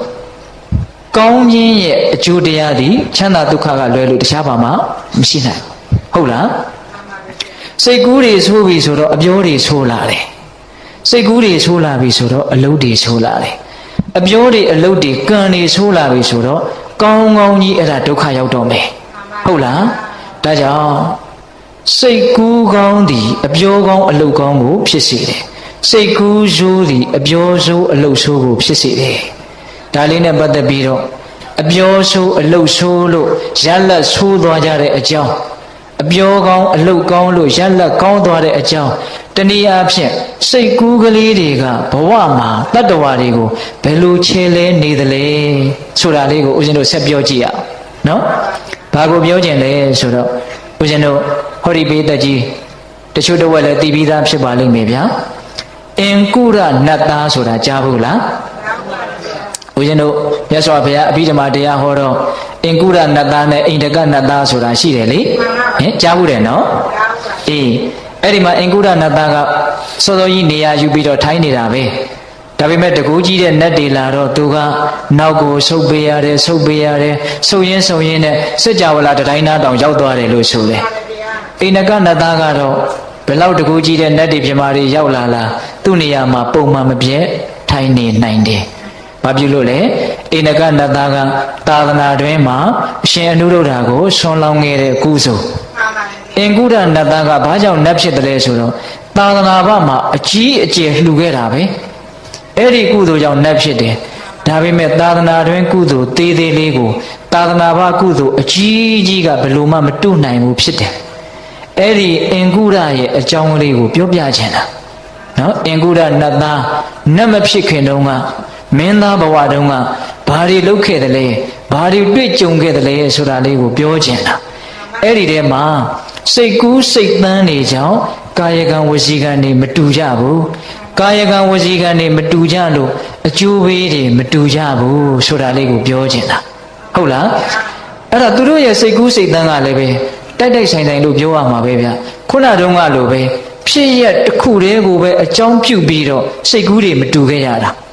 စိတ်ကူးတွေမတူတဲ့အတွက်ကြောင့်အပြောတွေအလုပ်တွေမတူဘဲနဲ့အကျိုးရလဒ်တွေကွဲပြားသွားတာအဲ့ဒါဘာလဲဆိုတော့အင်ကုဒနတ်သားဖြစ်လာမယ်အင်ကုဒအလောင်းမင်းသားလေးသူ့မှာအကိုတွေညီတွေအကိုတွေအများကြီးရှိတယ်အကို10ယောက်လောက်တောင်ရှိတယ်အကို9ယောက်ရှိတယ်ညီမလေး1ယောက်ရှိတယ်မင်းသားမင်းသမီးတွေနောက်တော့တိုင်းပြည်ကိုသူတို့အစိတ်မွာစိတ်ပြီးတော့ပိုင်းပြီးတော့အုပ်ချုပ်ကြတော့သူကသူ့ရတဲ့ဝေပုံစုကိုညီမလေးကိုပေးပြီးတော့သူကကုံကူးပြီးတော့အသက်မွေးဝမ်းကြောင်းပြုတယ်အဲ့ဒီအင်ကုဒကနော်အဲ့ဒီတော့ကုံသွေသွားရင်းနဲ့တနေ့တော့အသက်ကန္နာရထဲမှာမျက်စိလဲတယ်ကန္နာရခီးတစ်ခုမှာမျက်စိလဲတယ်မျက်စိလဲတော့ရုပ်ကစိုးနတ်တယောက်ကမြင်တယ်အဲ့ဒီရုပ်ကစိုးနတ်ကသူတို့ကိုကယ်တာဘာလို့ကယ်တာလဲဆိုတော့အဲ့ဒီရုပ်ကစိုးနတ်ကအရင်ဘဝတုန်းကအဲ့ဒီအင်ကုဒရဲ့တပည့်တယောက်ရဲ့သားဖြစ်ခဲ့တာသူကအချုပ်ပြီးတော့စားခဲ့တာအဲ့ဒါငယ်ရွယ်နဲ့သေပြီးတော့သူကဘုံမစိုးနတ်ဖြစ်နေတာနော်ဘုံမစိုးနတ်ဖြစ်နေတာအဲ့ဒါနဲ့သူကဘုံမစိုးနတ်ဖြစ်တော့အင်ကုဒကိုသူ့မျက်စိရှိတယ်မသေးပါနဲ့မသေးပါစေနဲ့ဆိုပြီးတော့အဲ့ဒီလှဲတွေအကုန်လုံးကိုသူ့ရဲ့ပညောင်ပင်ဘုံမိတ်မှန်နှန်းကိုခေါ်သွားတာခေါ်သွားပြီးတော့ဟိုရောက်တော့ကောင်းကောင်းမွန်မွန်ဘာလုပ်လဲဆိုတော့အစာရည်သာပေးတယ်ထူးဆန်းတယ်ဗျာ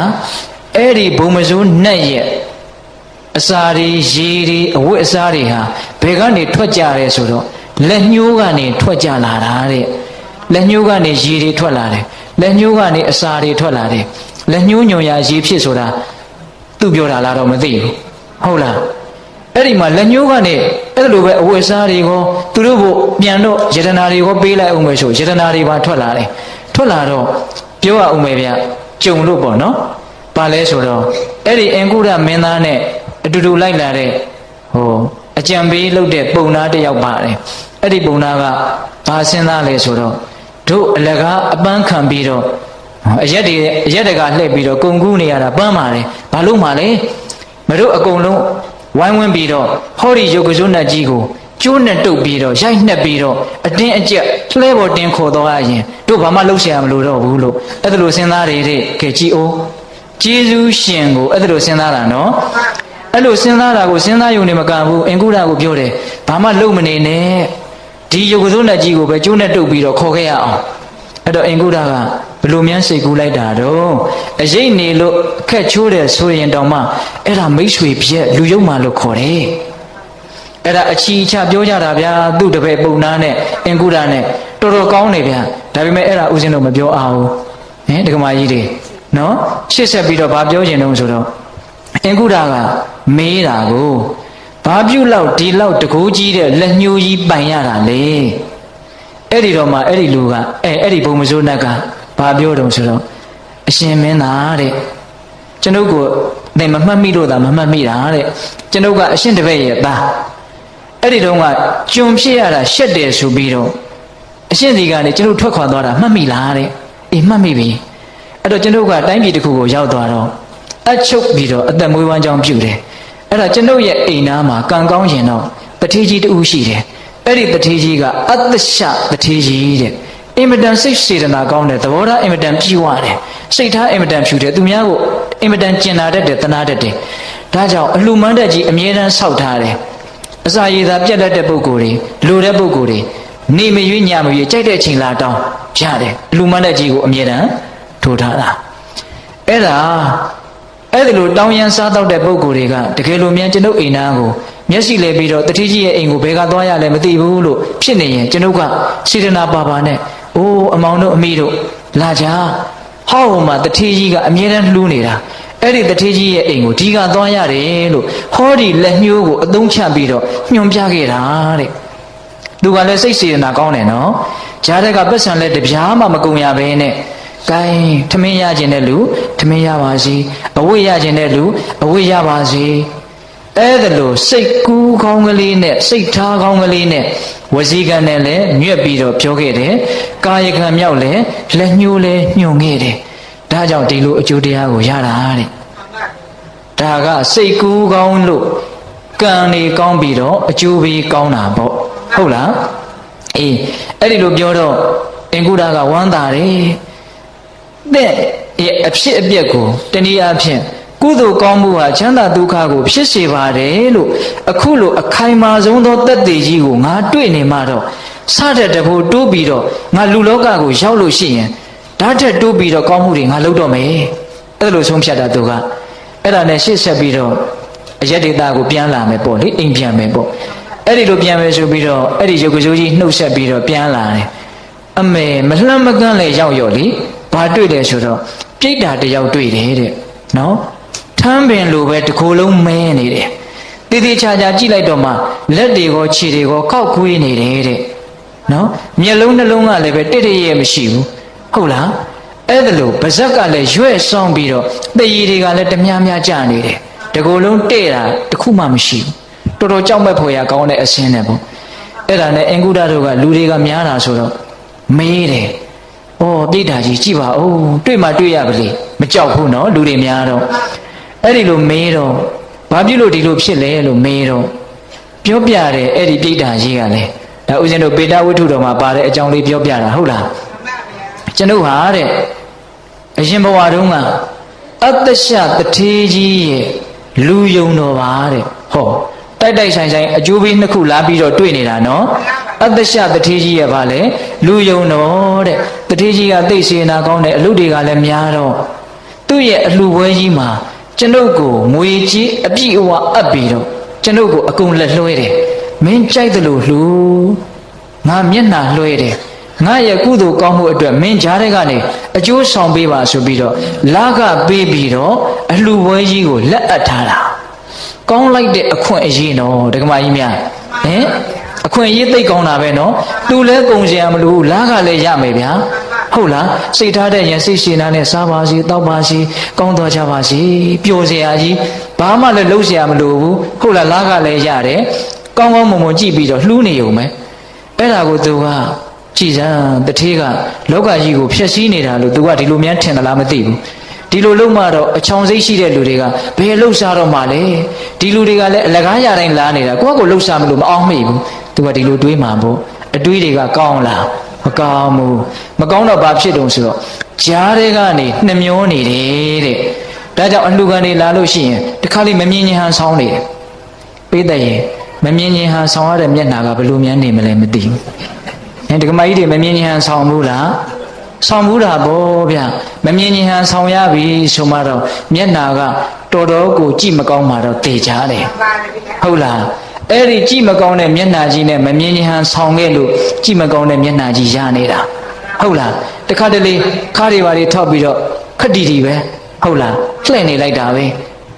အဲ့ဒါလို့ပုံမကြပန်းမကြအချိုးစားကြီးနဲ့ကံတွေကိုတရုပ်ဆောင်ခဲ့တာနော်အဲ့ဒီကြောင့်မို့လို့ပုံမကြပန်းမကြကြီးဖြစ်နေတာအဲ့ဒီလိုပုံမကြပန်းမကြကံတွေဖြစ်အောင်ဘယ်သူကစေခိုင်းနေတာလဲစိတ်ကစေခိုင်းနေတာအာယောနိသောမနတိကာရစိတ်ကူးတွေကလွဲလိုက်တာစိတ်ကူးတွေလွဲတော့အပြောတွေလည်းလွဲကုန်ရောအလုပ်တွေလည်းလွဲကုန်ရောအလုပ်တွေအပြောတွေအတွေးတွေလွဲတော့အကျိုးပေးတွေကလည်းတခုမှမတည့်တော့ လောကကြီးကအဲ့ဒီစိတ်ကူးတွေရဲ့တယုတ်တကံကိုဖော်ပြနေတဲ့ရှုခင်းကြီးတစ်ချက်နဲ့မတူဘူးလားတူတယ်ဗျာဒါကြောင့်စိတ်ကူးစီတာလည်းလောကမှာအရေးအကြီးဆုံးပဲအဲ့တော့အဲ့ဒီစိတ်ကူးကိုတဲ့အောင်ဘယ်လိုလုပ်မလဲဒါအရေးမကြီးဘူးလားအရေးကြီးတယ်ဟုတ်လားဦးဇင်းပြောချင်တာကတော့အဲ့ဒါပဲပေတတ်တို့ဉာဏ်ရှိတယ်နော်အေးဒီဖြစ်ရတထေးကြီးလှူတဲ့အလှူကိုအကြောင်းပြုပြီးတော့တယောက်ကအဲ့ဒါလောက်တော့အခွင့်အရေးမရရှာဘူးခလှမ်းလှမ်းကနေစိတ်ကောင်းကလေးမွေးပြီးတော့လမ်းနေညွန်ခဲ့တာတယောက်ကတော့အတွင်းကြကြနေခဲ့ရပဲမလို့အမျက်မထုတ်နိုင်မဲနဲ့အရှုံးတွေကိုပဲရအောင်ယူခဲ့တာစိတ်ကူအရေးကြီးတယ်နော်ဒီကကြီးမိုက်များဟုတ်လားဒါကြောင့်ဦးဇင်းတို့ကတရားကောင်းစဉ်ကိုစိတ်တို့ဤအစွမ်းလို့နာမည်ပေးထားတာဟုတ်လားဒါကြောင့်အဲ့ဒါလောက်လောကကြီးကိုခြေလေကျိုးကင်နေသောလောကကြီးအတွက်အဲ့ဒါလောက်အဓိကကြသောဒီစိတ်ကလေးကိုတဲ့အောင်ရဲ့အောင်ဖြူအောင်ဆင်အောင်ဘယ်လိုလုပ်မလဲကောင်းအောင်ဘယ်လိုလုပ်မလဲစိတ်ကူးတွေကောင်းအောင်အတွေးတွေကောင်းအောင်ဘယ်လိုလုပ်ကြမလဲဒီမေခွန်းလေးရဲ့အဖြေကိုတရားဒုတိယပိုင်းအနေနဲ့ဆက်ပြီးတော့ဦးဇင်းတို့ပြောကြည့်ရဟုတ်လားဒီကမာကြီးတွေမနေ့တုန်းကတော့ပုံကလေးတွေဇက်လန်းလေးတွေကပါတော့ပိုးစိတ်ဝင်စားလားမသိဘူးဒီနေ့စိတ်ကောဝင်စားလားမသိဘူးဒီနေ့အကြောင်းအရာကနည်းနည်းလေးလေးနဲ့တလို့ရှိတယ်နော်ဆက်ပြောမှာကနည်းနည်းပိုးတောင်းလေးနဲ့လေးဦးမယ်ဟုတ်လားဒါကြောင့်စိတ်ဒီအရေးကြီးတယ်လို့သိပြီးတဲ့နောက်မှာဒီစိတ်ကိုဘယ်ပုံစံတို့ကောင်းအောင်လုပ်ကြမလဲဟုတ်လားအဲ့ဒါကိုဦးဇင်းတို့၃မျိုးလောက်ပြောဖို့စိတ်ကူးထားပါတယ်နံပါတ်1စိတ်ကိုလုံအောင်လုပ်ရမယ်ဟုတ်လားစိတ်ကိုလုံအောင်လုပ်ရမယ်နံပါတ်2စိတ်ကိုဖြူအောင်လုပ်ရမယ်နံပါတ်3စိတ်ကိုကြည်အောင်လုပ်ရမယ်အဲ့ဒီအချက်၃ချက်ကိုမြတ်စွာဘုရားဟောထားတဲ့ဟောဟာရအတိုင်းအတိအကျဦးဇင်းတို့ပြောမယ်နော်စိတ်ကိုလုံအောင်လုပ်ရမယ်စိတ်ကိုဖြူအောင်လုပ်ရမယ်စိတ်ကိုကြည်အောင်လုပ်ရမယ်သူဥပမာလေးနဲ့သူသိပြီးတော့ကောင်းတယ်ဆိုတာကိုနားထောင်ကြည့်ရင်သိပါလိမ့်မယ်မြတ်စွာဘုရားရဲ့ဒေသနာတော်အရာမှာဘလောက်ကျွမ်းကျင်လိမ္မာတယ်လဲဆိုတာကိုလေဟုတ်လားအဲ့ဒီမှာမြတ်စွာဘုရားကစိတ်ကိုလုံအောင်ဘယ်လိုလုပ်ရမှာလဲဆိုတော့စိတ်ဟာဒီခန္ဓာကိုယ်ကြီးဟာအိမ်ဆိုလို့ရှိရင်စိတ်ဟာအမိုးပဲဒီကမာကြီးတွေဒီစကားလေးကိုမှတ်စမ်းပါဗျာခန္ဓာကိုယ်ကြီးကအိမ်ဆိုရင်စိတ်ဟာပါလေအမိုးပဲအမိုးမလို့ရင်ဒီခန္ဓာအိမ်ကြီးဟာပျက်စီးသွားမယ်ဟုတ်လားသောတော်တုန်းကလည်းပြောခဲ့ပြီစိတ်ကောင်းရင်မနောကလည်းကောင်းတယ်ဝစီကံလည်းကောင်းတယ်ကာယကံလည်းကောင်းတယ်စိတ်မကောင်းရင်မနောကံဝစီကံကာယကံတစ်ခုမှမကောင်းတော့မကောင်းရင်အကုန်ဆိုးမှာပဲဟုတ်လားဒါကြောင့်ဒီစိတ်ဒီဟူသောအမိုးလေးကိုလုံအောင်မိုးဖို့လိုတယ်ဟုတ်လားစိတ်ဒီဟူသောအမိုးကိုလုံအောင်မိုးဖို့လိုတယ်အမိုးကတော့လူတိုင်းရှိတယ်စိတ်လည်းလူတိုင်းရှိတယ်ဒါပေမဲ့စိတ်ဒီဟူသောအမိုးက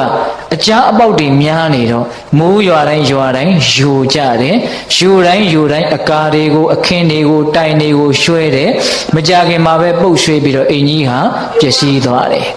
အဲ့ဒါလိုပဲစိတ်ကိုလုံအောင်မမိုးတဲ့အခါကျတော့ကာယကံဝစီကံမနောကံတွေဟာလောဘဒေါသမောဟဆိုတဲ့မိုးရည်တွေနဲ့ဆွတ်တယ်ပြီးရင်ပုတ်ဆွေးတယ်ပြီးရင်အသေးဆိုးနဲ့သေရတဲ့ပြီးရင်ဘဝဆိုးတွေကိုရောက်တတ်တယ်ဒါကြောင့်နံပါတ်1စိတ်ကိုလုံအောင်မိုးရမယ်ဒါကိုဦးဇင်းတို့မြတ်စွာဘုရားအနာတပိတတိကြီးကိုဒီတိုင်းဟောတယ်ပြီးတော့ဂါထာလေးနဲ့ဟောထားတာကတော့နန္ဒမင်းသားကိုဟောတယ်ဘုရားရဲ့ညီတော်နန္ဒကြားဘူးတယ်နော်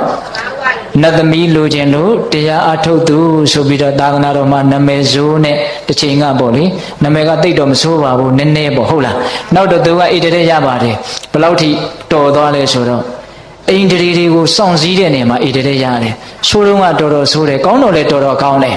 ဆိုးတော့ကဘယ်လောက်ထိဆိုးတော့ဆိုရင်သူ့ရဲ့မျက်စိကိုလေကလားတွေရဲ့ထုံးစံအတိုင်းအယောင်တွေဆိုးထားတာတဲ့ရဟန်းဖြစ်ပြီးမှမျက်နဲ့အကွင်းကြီးတွေကွင်းထားတာသင်္ကန်းဆိုရင်အယောင်ကိုဝင့်တောက်နေတာဝက်ပြီးတော့သပိတ်ဆိုလို့ရှိရင်တကယ်ကိုတန့်ရှင်းပြီးတော့တောက်ပြောင်နေတဲ့သပိတ်ကိုကင်တာအဲ့ဒါကိုမြတ်စွာဘုရားကမြင်တော့မြတ်စွာဘုရားကညီးတယ်။ဩဘယ်သောအခါကာလမှများပတ္တကူသင်္ကန်းကိုဝက်ပြီးတော့ပတ္တကူဒူရင်ဆောင်တဲ့ဆုံးခံစားတဲ့နန္ဒကိုငါမြင်ရပါမတော့အဲ့ဒီတော့လေသူတော်တော်တနာရကောင်းတယ်အဲ့ဒီနေ့ကစပြီးတော့ ကောင်းသွားလိုက်တာဆွမ်းခံစားရီပန္တကုသင်္ကန်းဝတ္တိဟုတ်လားအဲ့ဒီနန္ဒကိုမြတ်စွာဘုရားဟောတာနော်အဲ့ဒီဂါထာလေးနည်းနည်းလောက်နာယူကြည့်မယ်နော်တခါကြီးမိုင်မြတ်ယထာအာဂါရံဒုသန္တံဝဋ္ဌိသမတိဝိသတိဧဝံအဘာဝိတံစိတ်တံရာဂောသမတိဝိသတိဒုသန္တမကောင်းသဖြင့်မိုးအပ်သောအာဂါရအိမ်ကိုဝဋ္ဌိမိုးရီမိုးပေါက်သည်သမတိဝိသတိယထာထွင်းဖောက်ကြရောက်လေပြီတကဲ့သို့ဧဝံဤအတူသာလျင်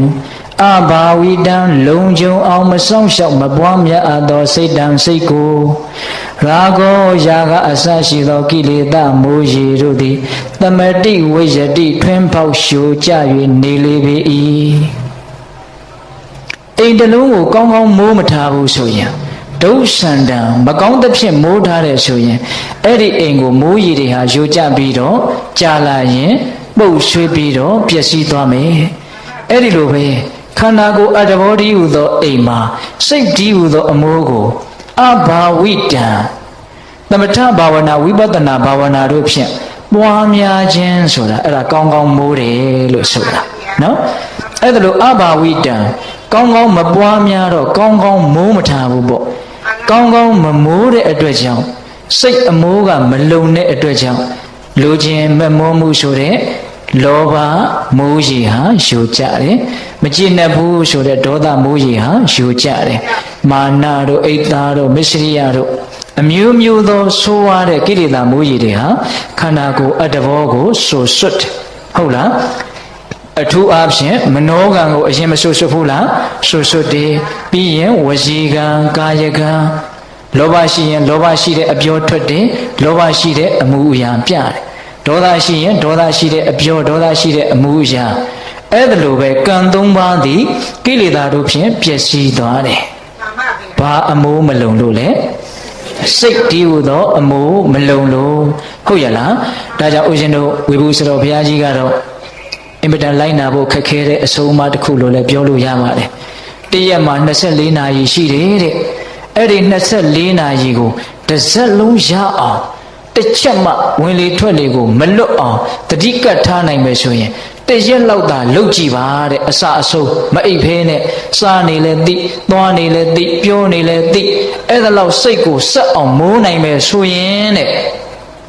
တိတိတန်တာထူးထူးခြားခြားကိုခံစားရပါလိမ့်မယ်တဲ့အဲ့ဒါလောက်တော့အာမခံချက်နဲ့ပြောတယ်အဲ့ဒါဆရာတော်ဘုရားကြီးကပြောသေးတယ်ဗျတရားအထုတာ10နှစ်ရှိပြီပြောအနှစ်20ရှိပြီပြောတကယ်စဉ်းစားတော့တရက်တောင်ရတာဟုတ်ရဲ့လားတဲ့ဒါဆိုတော့ဘုရားကြီးပြောတော့တင့်တယ်တာပေါ့ဦးဇင်းတို့ပြောတော့ကိုကလည်းအဲ့လိုအထုတ်နေတာမဟုတ်တော့သိမတင့်တယ်ဘူးလို့ဆိုရမှာပေါ့နော်တကယ်ကြီးမိုင်မြသို့တော်လည်းပဲစကားလေးကမှတ်သားစရာမကောင်းဘူးလားကောင်းတယ်ကိုယ့်ရဲ့စိတ်အမိုးကိုဘလောက်ဆက်အောင်မိုးနိုင်တယ်လဲဆိုတာဟာစိတ်ရဲ့ချမ်းသာမှုစိတ်ရဲ့ကြည်နူးမှုတရားအရသာကိုဘလောက်ခံစားရတယ်လဲဆိုတာရဲ့အဖြေပဲဆက်အောင်မမိုးနိုင်တော့ကြိုးကြာပဲမိုးထားတာဟုတ်လားအဲ့ဒီတော့မိုးရေတွေကဝင်နေတဲ့အချိန်ပဲများတယ်အမိုးကအမိုးလို့ပြောရရုံတော့ပဲရှိတာလားမသိပါဘူးဟင်ဒကမာကြီးများဟင်ယူတဲ့နေရာနဲ့လုံတဲ့နေရာကဘယ်နေရာကများနေတော့ကိုယ့်ကိုအဲ့လိုဝန်ခံရတာပဲတတ်နိုင်ဘူးဟင်ဒကမာကြီးဦးဇင်းတို့လည်းဒီတိုင်းပါပဲဟုတ်လားအေးဒါကြောင့်ဘာဝနာတရားနဲ့စိတ်ကိုစက်အောင်လုံအောင်စစ်ဆက်မိုးမယ်ဆိုရင်ဒကာဓမ္မတို့ဦးဇင်းတို့ရဲ့ကံ၃ပါးဟာကိလေသာရေမဆိုရတဲ့အတွက်ကြောင့်လက်ဆက်တဲ့ခိုင်မာတယ်ဟုတ်လားအဲ့ဒီလိုဆိုလို့ရှိရင်ဘဝတစ်လျှောက်လုံးတန်တရားတစ်လျှောက်လုံးကောင်းမယ်နောက်ဆုံးနိဗ္ဗာန်ဆိုတဲ့အရာသာကိုပါခံစားရလိမ့်မယ်ဟုတ်လားဒါကြောင့်စိတ်ကိုကောင်းကျင်တယ်ဆိုရင်နံပါတ်1ဦးဇင်းတို့ပြောပါတယ်လုံအောင်စိတ်အမိုးကိုကြိုးစားပြီးတော့မိုးပါဟုတ်လားဘာနဲ့မိုးရမှာလဲသမထဘာဝနာဝိပဿနာဘာဝနာ2ပါးဖြင့်မိုးရမယ်တို့ရဲ့ဖရာဟာကိလေသာနဲ့သိเสียကုန်တယ်လောဘဒေါသမရှိဘူးစဉ်းစားနေတယ်တွေးနေတယ်နော်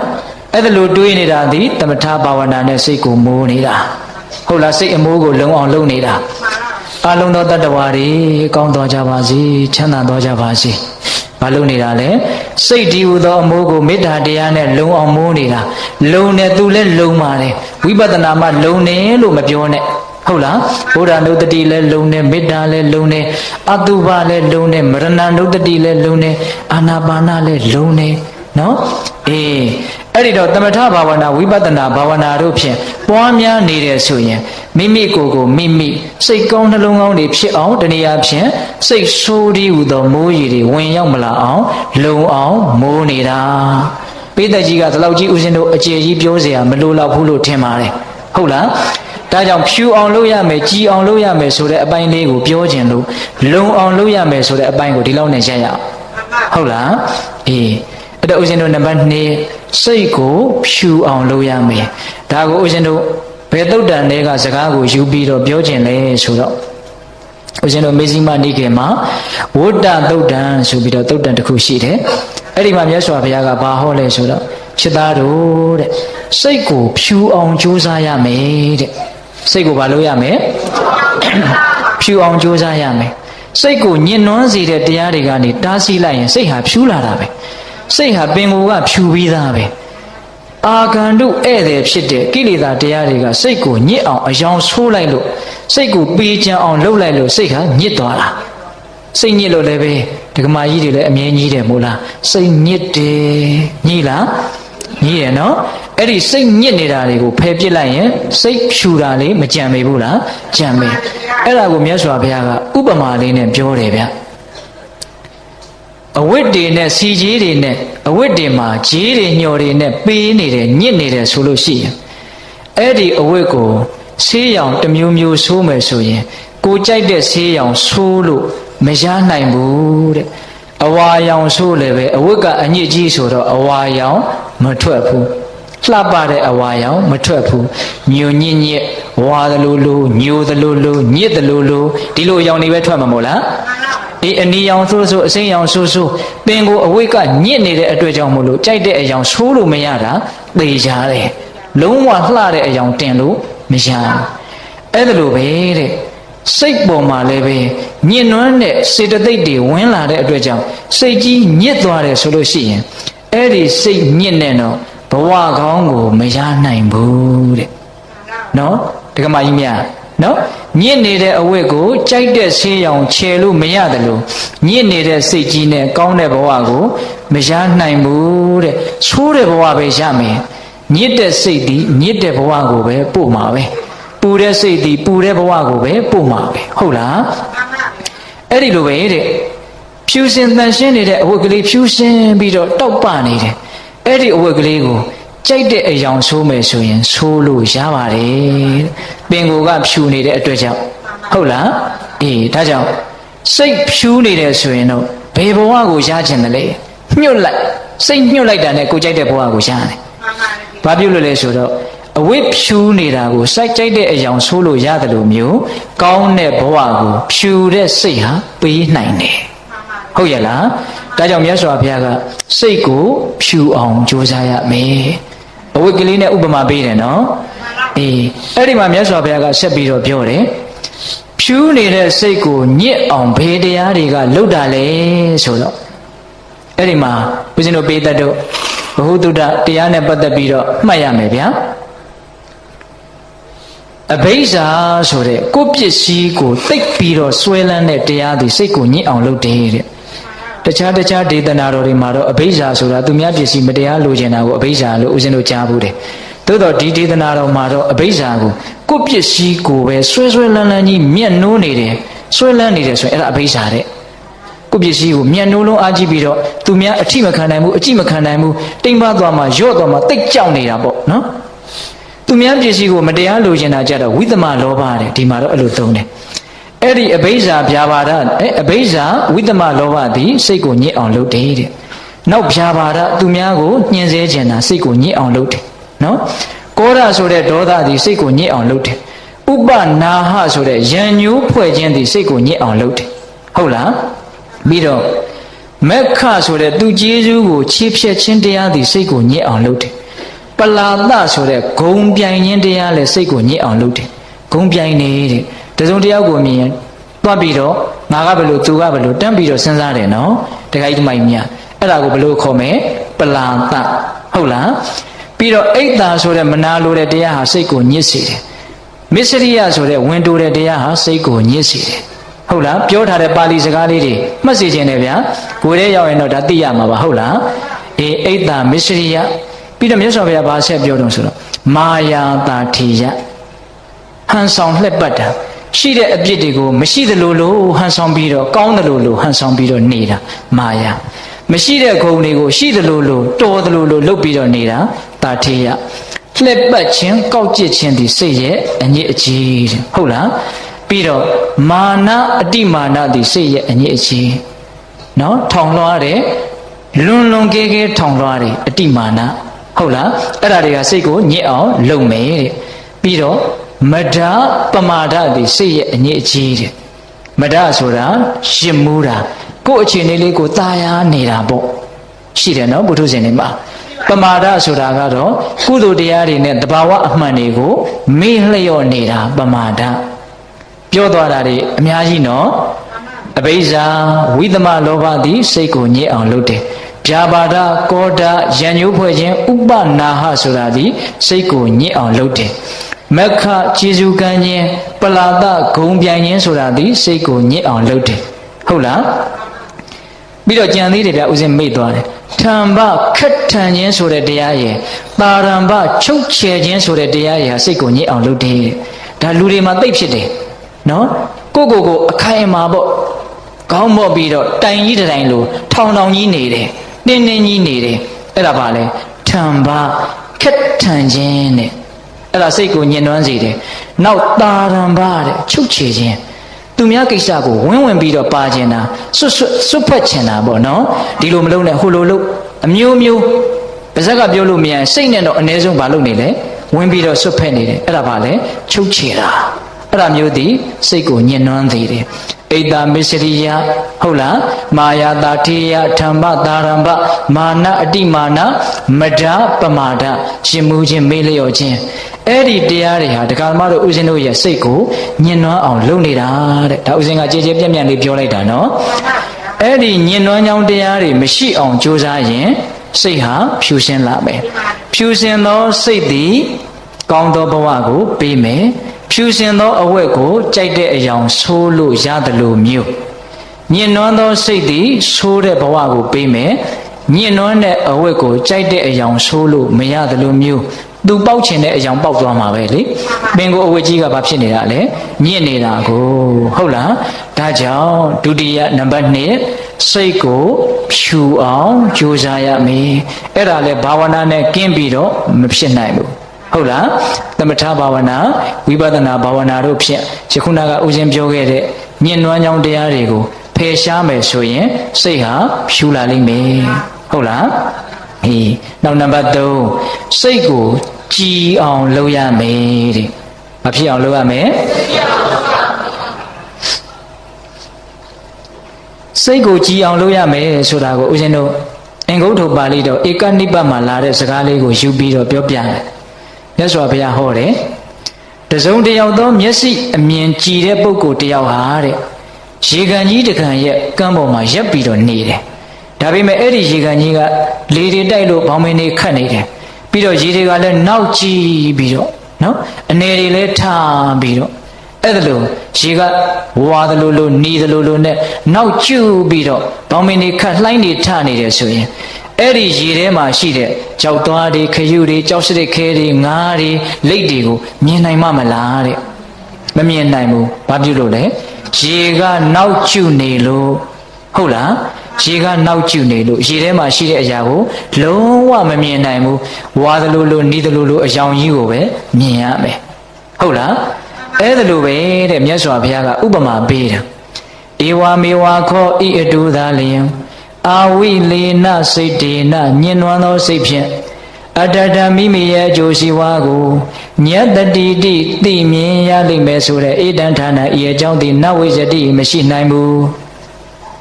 ရေတွေကနောက်ကျနေလို့ရှင်ရေထဲမှာရှိတဲ့အရာကိုမမြင်ရသလိုမျိုးနော်စိတ်တွေကနောက်နေတယ်ဆိုလို့ရှိရင်ကိုယ့်ရဲ့အကျိုးရှိရာရှိကြောင်းကိုဘယ်လိုမှမမြင်နိုင်ဘူးမသိနိုင်ဘူးတဲ့သူတစ်ပါးရဲ့အကျိုးရှိရာရှိကြောင်းကိုလည်းဘယ်လိုမှမသိနိုင်ဘူးမမြင်နိုင်ဘူးတဲ့နော်နောက်ပြီးတော့လူသားမန်တွေသိဖို့ခက်ခဲတဲ့နိဗ္ဗာန်ဆိုတဲ့တရားကိုလည်းဘ ဘယ်လိုနည်းနဲ့မှမမြင်နိုင်ဘူးတဲ့စိတ်နောက်ကြီးနဲ့တော့အဲ့ဒါတွေကိုမမြင်နိုင်ဘူးမြတ်စွာဘုရားကအဲ့ဒီဒေသနာမှာ၄မျိုးပြောတယ်ဗျ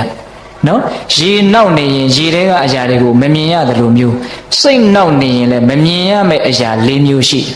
နံပါတ်1ကိုယ်ကျိုးမမြင်နိုင်ဘူးနံပါတ်2သူ့ရဲ့အကျိုးကိုလည်းမမြင်နိုင်ဘူးနံပါတ်3သူရောကိုယ်ရောနှစ်ပါးစုံတို့ရဲ့အကျိုးကိုလည်းမမြင်နိုင်ဘူးနံပါတ်4တကယ်မဲ့ညံဖူညံဆိုတဲ့တရားအထူးတရားမြတ်ကိုလည်းမမြင်နိုင်ဘူးတဲ့စိတ်ကနောက်နေလို့အဲ့ဒါကိုအဲ့ဒီပါဠိလေးတော်တော်ကောင်းတယ်နော်အာဝိလေနာစိတ်တေနာအဋ္ဌတံညတ္တိပရဋ္ဌံညတ္တိဥပယတံညတ္တိဩတရိဝါမနုဿဓမ္မအလမရိယညာဏတတနာဝိသေတံသစ္စေကရိတရိတိနေတံဌာနဝိသတိဘိက္ခဝေယဟံတို့ဧဝမေဝခောဤအတုသာလင်အာဝိလေနာစိတ်တေနာမြင်နွမ်းသောစိတ်ဖြင့်အဋ္ဌတံမိမိရဲ့အကျိုးစီးပွားကိုညတတိတွေ့မြင်ရလိမ့်မယ်ဆိုတဲ့ဧတံဌာနဤအကြောင်းသည်နဝိသတိမရှိနိုင်ဘူးပရထံသူတစ်ပါးတို့ရဲ့အကျိုးစီးပွားကိုညတတိသိမြင်ရလိမ့်မယ်ဆိုတဲ့ဧတံဌာနဤအကြောင်းသည်နဝိသတိမရှိနိုင်ဘူးဥပယထမိမိသူတစ်ပါးနှစ်ဦးသားတို့ရဲ့အကျိုးစီးပွားကိုသိမြင်ရလိမ့်မယ်ဆိုတဲ့ဧတံဌာနဤအကြောင်းတရားသည်လည်းပဲနဝိသတိမရှိနိုင်ဘူး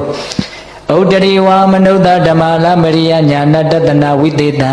လူသားမန်နေသိနိုင်ခဲ့တဲ့မဉ္ဇဉ်ဘုံညာနိဗ္ဗာန်ဆိုတဲ့တရားတို့တရားမြတ်ကို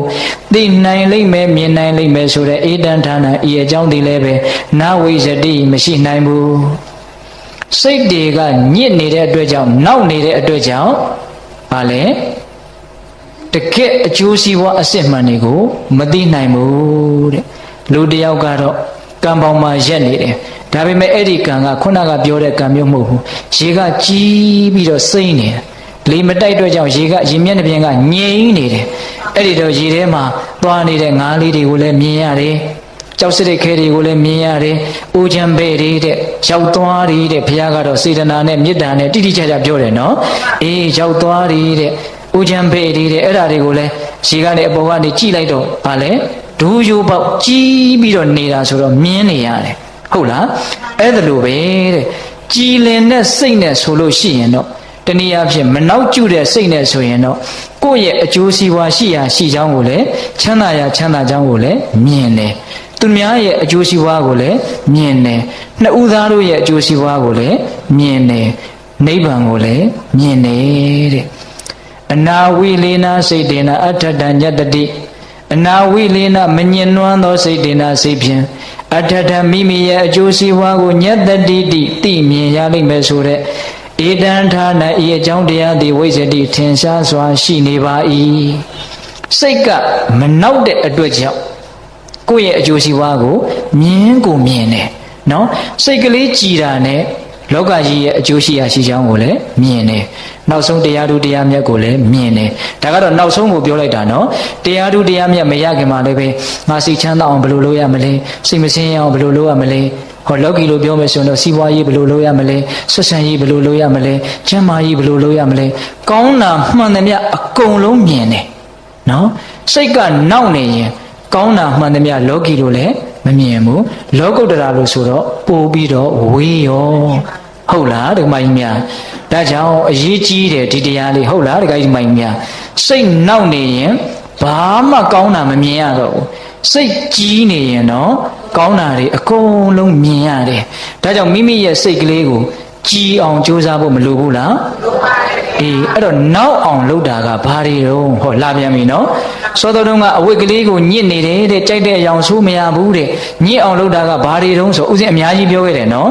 တာရမတို့ထံမတို့မာနတို့အတိမာနတို့ခုနပြောခဲ့တယ်နော်အခုစိတ်ကိုနောက်အောင်လုပ်တာကြတော့ဘာလဲတဲ့အဲ့ဒါကိုဥစဉ်တို့တက္ကရာဆရာကြီးကဘယ်လိုဖွင့်လဲဆိုတော့စိတ်ကိုနောက်အောင်လုပ်တာကတော့နိဝရဏတရား၅ပါးပဲတဲ့ဗါတဲ့တော့နိဝရဏတရား၅ပါးပဲတဲ့နံပါတ်1ကာမိသန္တာနိဝရဏအာယုန်နေကာမဂုဏ်အာယုန်နေအစင်နေအတန်နေအနတ်နေအရာသာတွေအတွေ့အထိတွေဒီလိုတွေသိတယ်နော်အဲ့ဒါတွေကိုလိုချင်မမောနေရင်အဲ့ဒါကာမိသန္တာနိဝရဏမြင်လိုက်တာကြည့်ချင်လိုက်တာဆန္ဒတွေဖြစ်နေတာနော်ဘာဆန္ဒလဲမြင်လို့တဲ့ဆန္ဒကြားလို့တဲ့ဆန္ဒနမ်းလို့တဲ့ဆန္ဒစားလို့တဲ့ဆန္ဒထိလို့တဲ့ဆန္ဒဟ ဟုတ်လားအဲ့ဒါဒီကာမိဆန္ဒအဲ့ဒါဒီစိတ်ကိုနောက်အောင်တနည်းအားဖြင့်စိတ်ရဲ့ကြည်လင်မှုလေးကိုဖြည့်ဆည်းပြလိုက်တဲ့သဘောတရားတစ်ခုနော်နောက်ပြီးတော့ဗျာပါဒနိဝရဏစိတ်ထဲမှာတစုံတစ်ခုသောအကြောင်းကြောင့်မကြည်မနှက်ဖြစ်နေတယ်မတင်မကျဖြစ်နေတယ်မကြည်မလည်ဖြစ်နေတယ်အဲ့ဒါပါလေဒေါသအဲ့ဒီဒေါသကိုဗျာပါဒနိဝရဏတဲ့စိတ်ကိုမကြည်အောင်စိတ်ကိုနောက်အောင်စိတ်ရဲ့ကြည်လင်မှုကိုဖျက်ဆီးပြလိုက်တာသိသိသာပါတယ်မေတ္တာလေးကြောင့်တော့၎င်းကိုယ့်ရဲ့တစုံတစ်ခုသောအေးချမ်းမှုလေးကြောင့်စိတ်ကလေးကြည်ပြီးတော့ချမ်းသာနေတဲ့အချိန်မှာဒေါသဖြစ်เสียတစုံတရာကျုံးလာရင်တခါတည်းကိုပြောင်းလဲသွားတယ်စိတ်တွေနောက်သွားလိုက်တာစိတ်နောက်တာနဲ့တပြိုင်တည်းမျက်နှာမှာလည်းပဲနောက်တဲ့အမူအရာတွေပေါ်လာတယ်ဟုတ်လားဒါကြောင့်ဒုတိယစိတ်ကိုနောက်အောင်လုပ်တာကဗျာပါဒနိဝရဏနောက်တတိယလုပ်တာကထိနာမိတ်္ဓနိဝရဏအိတ်ချင်ငိုင်မြည်ခြင်းလို့အကြံဉာဏ်ပြောတာပေါ့နော်ဒါပေမဲ့လို့စိတ်စေတသိက်တို့ရဲ့ထိုင်မှန်ပြင်းရည်ခြင်းလေးတွေ့ခြင်းအစွမ်းတုံခြင်းလို့ပြောကြပါစို့အဲ့ဒီအချိန်မှာဘာမှမလုပ်လိုက်နိုင်ဘူးကိုယ့်ရဲ့မျက်ခုံလေးကိုတောင်ကိုမမနိုင်တော့ဘူးဟုတ်လားဒကမကြီးများဘာကူမှလည်းစိတ်မဝင်စားဘူးအဲ့ဒီအချိန်မှာအကောင်းဆုံးဖြစ်မယ်ထင်တာကတော့အိတ်ပြစ်လိုက်ဖို့ပဲအိတ်နေတာကိုဘဝရဲ့မြုံတဲ့အချိန်လို့ဘုရားကဟောတယ်နော်အိတ်ဖို့အတွက်ထိနာမိတ်တာမဖြစ်ဘဲနဲ့အိတ်လို့ရပါမလားဒါတော့ယဟန္တာတွေကိုတော့ကျင့်ထားပေါ့နော်ဟုတ်လားပုထုဇဉ်တွေမှာတော့ထိနာမိတ်တာဥရှိပြီးတော့အိတ်သွားတာပါပဲဟုတ်လားအဲ့ဒါလို့စိတ်စေတသိက်တို့ရဲ့အစွမ်းတုံခြင်းထိုင်မှန်ပြင်းရည်လေးကန်ခြင်းအဲ့ဒါထောင်ကြခြင်းနဲ့တူတယ်လို့တောင်မှဘုရားကဟောတယ်ထောင်ထဲမှာနေရင်အဲ့ဒီထောင်ထဲကထွက်လို့မရဘူးလေဟုတ်လားအဲ့ဒါလိုပဲထိုင်မှန်ပြင်းရင်ဖြစ်လာလို့ရှိရင်အကျိုးရှိတာဘာမှထွက်လို့မရတော့ဘူးအဲ့ဒီအချိန်ကြမှာတော့ဘာမှကိုတကယ်ကိုအကျိုးရှိတာလုပ်လို့မရဘူးဒါကြောင့်သူစီလည်းပဲစိတ်ကိုနောက်ကျအောင်ပြုတဲ့တရားတစ်ခုဘယ်နှခုရှိသွားပြီ၃ခုရှိသွားပြီနောက်ဥဒိစ္စကုက္ကုဆာနိဝရဏတဲ့နော်ဥဒိစ္စဆိုတာကပြန့်လွင့်တာတောင်စင်ရေမရတွေးနေတာတခါတလေပြန့်လိုက်တာဘယ်လောက်ထိပြန့်လို့ဆိုတော့ဘာတွေတွေးလို့တွေးမှန်းကိုမသိဘူးတကယ်ကိုမသိဘူးနော်ဒကမာကြီးတွေဥစဉ်ကနီးလေးပေးလိုက်ခြင်းတယ်ဗျတခါတလေကိုဖြတ်ပြီးတော့ပြီးခဲ့တဲ့9မိနစ်ကငါဘာတွေများတွေးနေတာလို့စဉ်းစားကြည့်ပါလားခေါင်းတွေတောင်ခြားခြားလဲသွားလိုက်ဦးမယ်မသိတာကများတယ်အဲ့တော့အဲ့လောက်ထိစိတ်ဟာပြန့်နေတာဘယ်သွားလို့သွားမှမသိတော့အောင်ဆိုးတဲ့သားသမီးတယောက်လိုပဲအလဲလွန်းနေတာမင်းဘယ်သွားတာတော့ဘယ်သွားမှကိုမသိဘူးကြိုင်ဆိုးလိုက်တာနော်ကျမ်းဂန်တွေကတော့ဥပမာနဲ့ပြောတယ်ဟိုပြာပုံနုနုလေးကိုကြောက်ခဲနဲ့ထုလိုက်တော့ထောင်းနဲ့ထသွားတယ်ဟာအမွှေကလေးတွေလို့ပြန့်သွားတာနော်အဲ့ဒါပါလေဥဒိစ္စတွေးကျင်ရတွေးနေတာအရေးကြီးလို့လည်းမဟုတ်ဘူးအရေးမကြီးဘူးလို့လည်းမဟုတ်ဘူးဒီလိုပဲတွေးမိတွေးရအကျင့်ကြီးပါပြီးတော့တွေးနေတာပဲအကျိုးမဲ့တာတော့သိကြတယ်အဲ့ဒါပါလေဥဒိစ္စကုက္ကုဆဆိုတာကနောင်တနဲ့ပူပန်းတာငါမကောင်းတာတွေလုံးမိပြီမကောင်းတာနဲ့ပြတ်ပတ်သက်ပြီးတော့နော်ငါကောင်းတာတွေမလုံးရသေးဘူးကောင်းတာနဲ့ပတ်သက်ပြီးတော့စိတ်ထဲမှာတကယ်လဲထလောက်တာလည်းမဟုတ်ဖ ೇನೆ ပူယုံတက်တက်ပူးနေတာအဲ့ဒါပါလေနောင်တကုက္ကုဆနော်အဲ့ဒီဥဒိစ္စကုက္ကုဆသည်စိတ်ရဲ့နောက်ကျခြင်းတစ်မျိုးစရုထတရားငါးခုမြောက်ကဘာများဖြစ်မယ်ထင်တော့ဝီစီကိစ္စနော်မဆုံးဖြတ်နိုင်ဘူးတန်တရားတော်ထဲမှာခြားခြားလဲနေတာ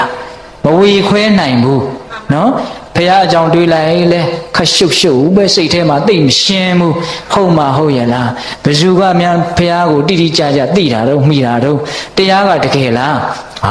ရှုပ်နေတာပဲသူ့စိတ်ထဲမှာဒါမြင့်မင်းမယုံဘူးလားဆိုမယုံဘူးလဲ तू မလုပ်ရဲဘူးအဲ့လိုလဲမလုပ်ရဲဘူးဒီကမာကြီးမြအဲ့တော့ယုံသလားဆိုတော့လဲမယုံဘူးလားဆိုတော့လဲမဟုတ်ဘူးမယုံမရဲနော်စိတ်ထဲကမယုံတော့ရဲလည်းမရဲဘူးမတင်မကြကြီးတကယ်တိုးလို့တန်လည်းကြီးပြစ်ထားတာအဲ့ဒီစိတ်ကတော်တော်ခွာကြတယ်အဲ့ဒါပါလေဝိရှိကိစ္စအဲ့ဒါကဦးဇင်းတို့တရားပိုင်းဆိုင်ရာမှာရှိတာမဟုတ်ဘူးဗျနော်တရားပိုင်းဆိုင်ရာရှိတာကတော့တကယ်ဝိရှိကိစ္စအစ်စ်ပေါ့နော်ဒီပြင်ကိစ္စတွေမှာတောင်မှဝိရှိကိစ္စဖြစ်နေရင်စိတ်ကတော့ဆင်းရဲတာအမှန်ပဲနော်မတင်မကြကြီးမပြတ်မသားကြီးမဆုံးဖြတ်နိုင်ဘူးဟုတ်လားအဲ့ဒါလို့ယရဏမြတ်သုံးပါးနဲ့တကွာကံကံရဲ့အကျိုးကိုမယုံဘူးလည်းမဟုတ်ဘူးယုံတယ်လည်းမဟုတ်ဘူးဟိုမရောက်ဒီမရောက် အဲ့ဒါလိုမျိုးကြီးမဆုံးဖြတ်နိုင်တာကိုစိတ်ရဲ့ပြင်စမမြောက်ညင်ညူးကြောင်းတရားကျမ်းဂန်နေတဲ့မှာတော့လမ်းနှစ်ခွနဲ့ဥပမာပေးတယ်ဟိုသွားရမလို့ဒီသွားရမလို့အဲ့ဒါလိုငေးနေတော့နောက်ကလူဆိုးတွေရဲ့နှိမ့်ဆက်ခြင်းကိုခံရလို့ဒုက္ခရောက်ရတဲ့လမ်းနှစ်ခွရှေ့မှာရက်နေတဲ့ခရီးတွေနဲ့တူလို့ဝိသိကိစ္စကိုလမ်းနှစ်ခွလို့ပြောတယ်ဒီဒေသနာတော်မှာတော့ဝိသိကိစ္စသည်စိတ်ကိုနောက်ကျစေတယ်လို့ပြောတာဟုတ်လား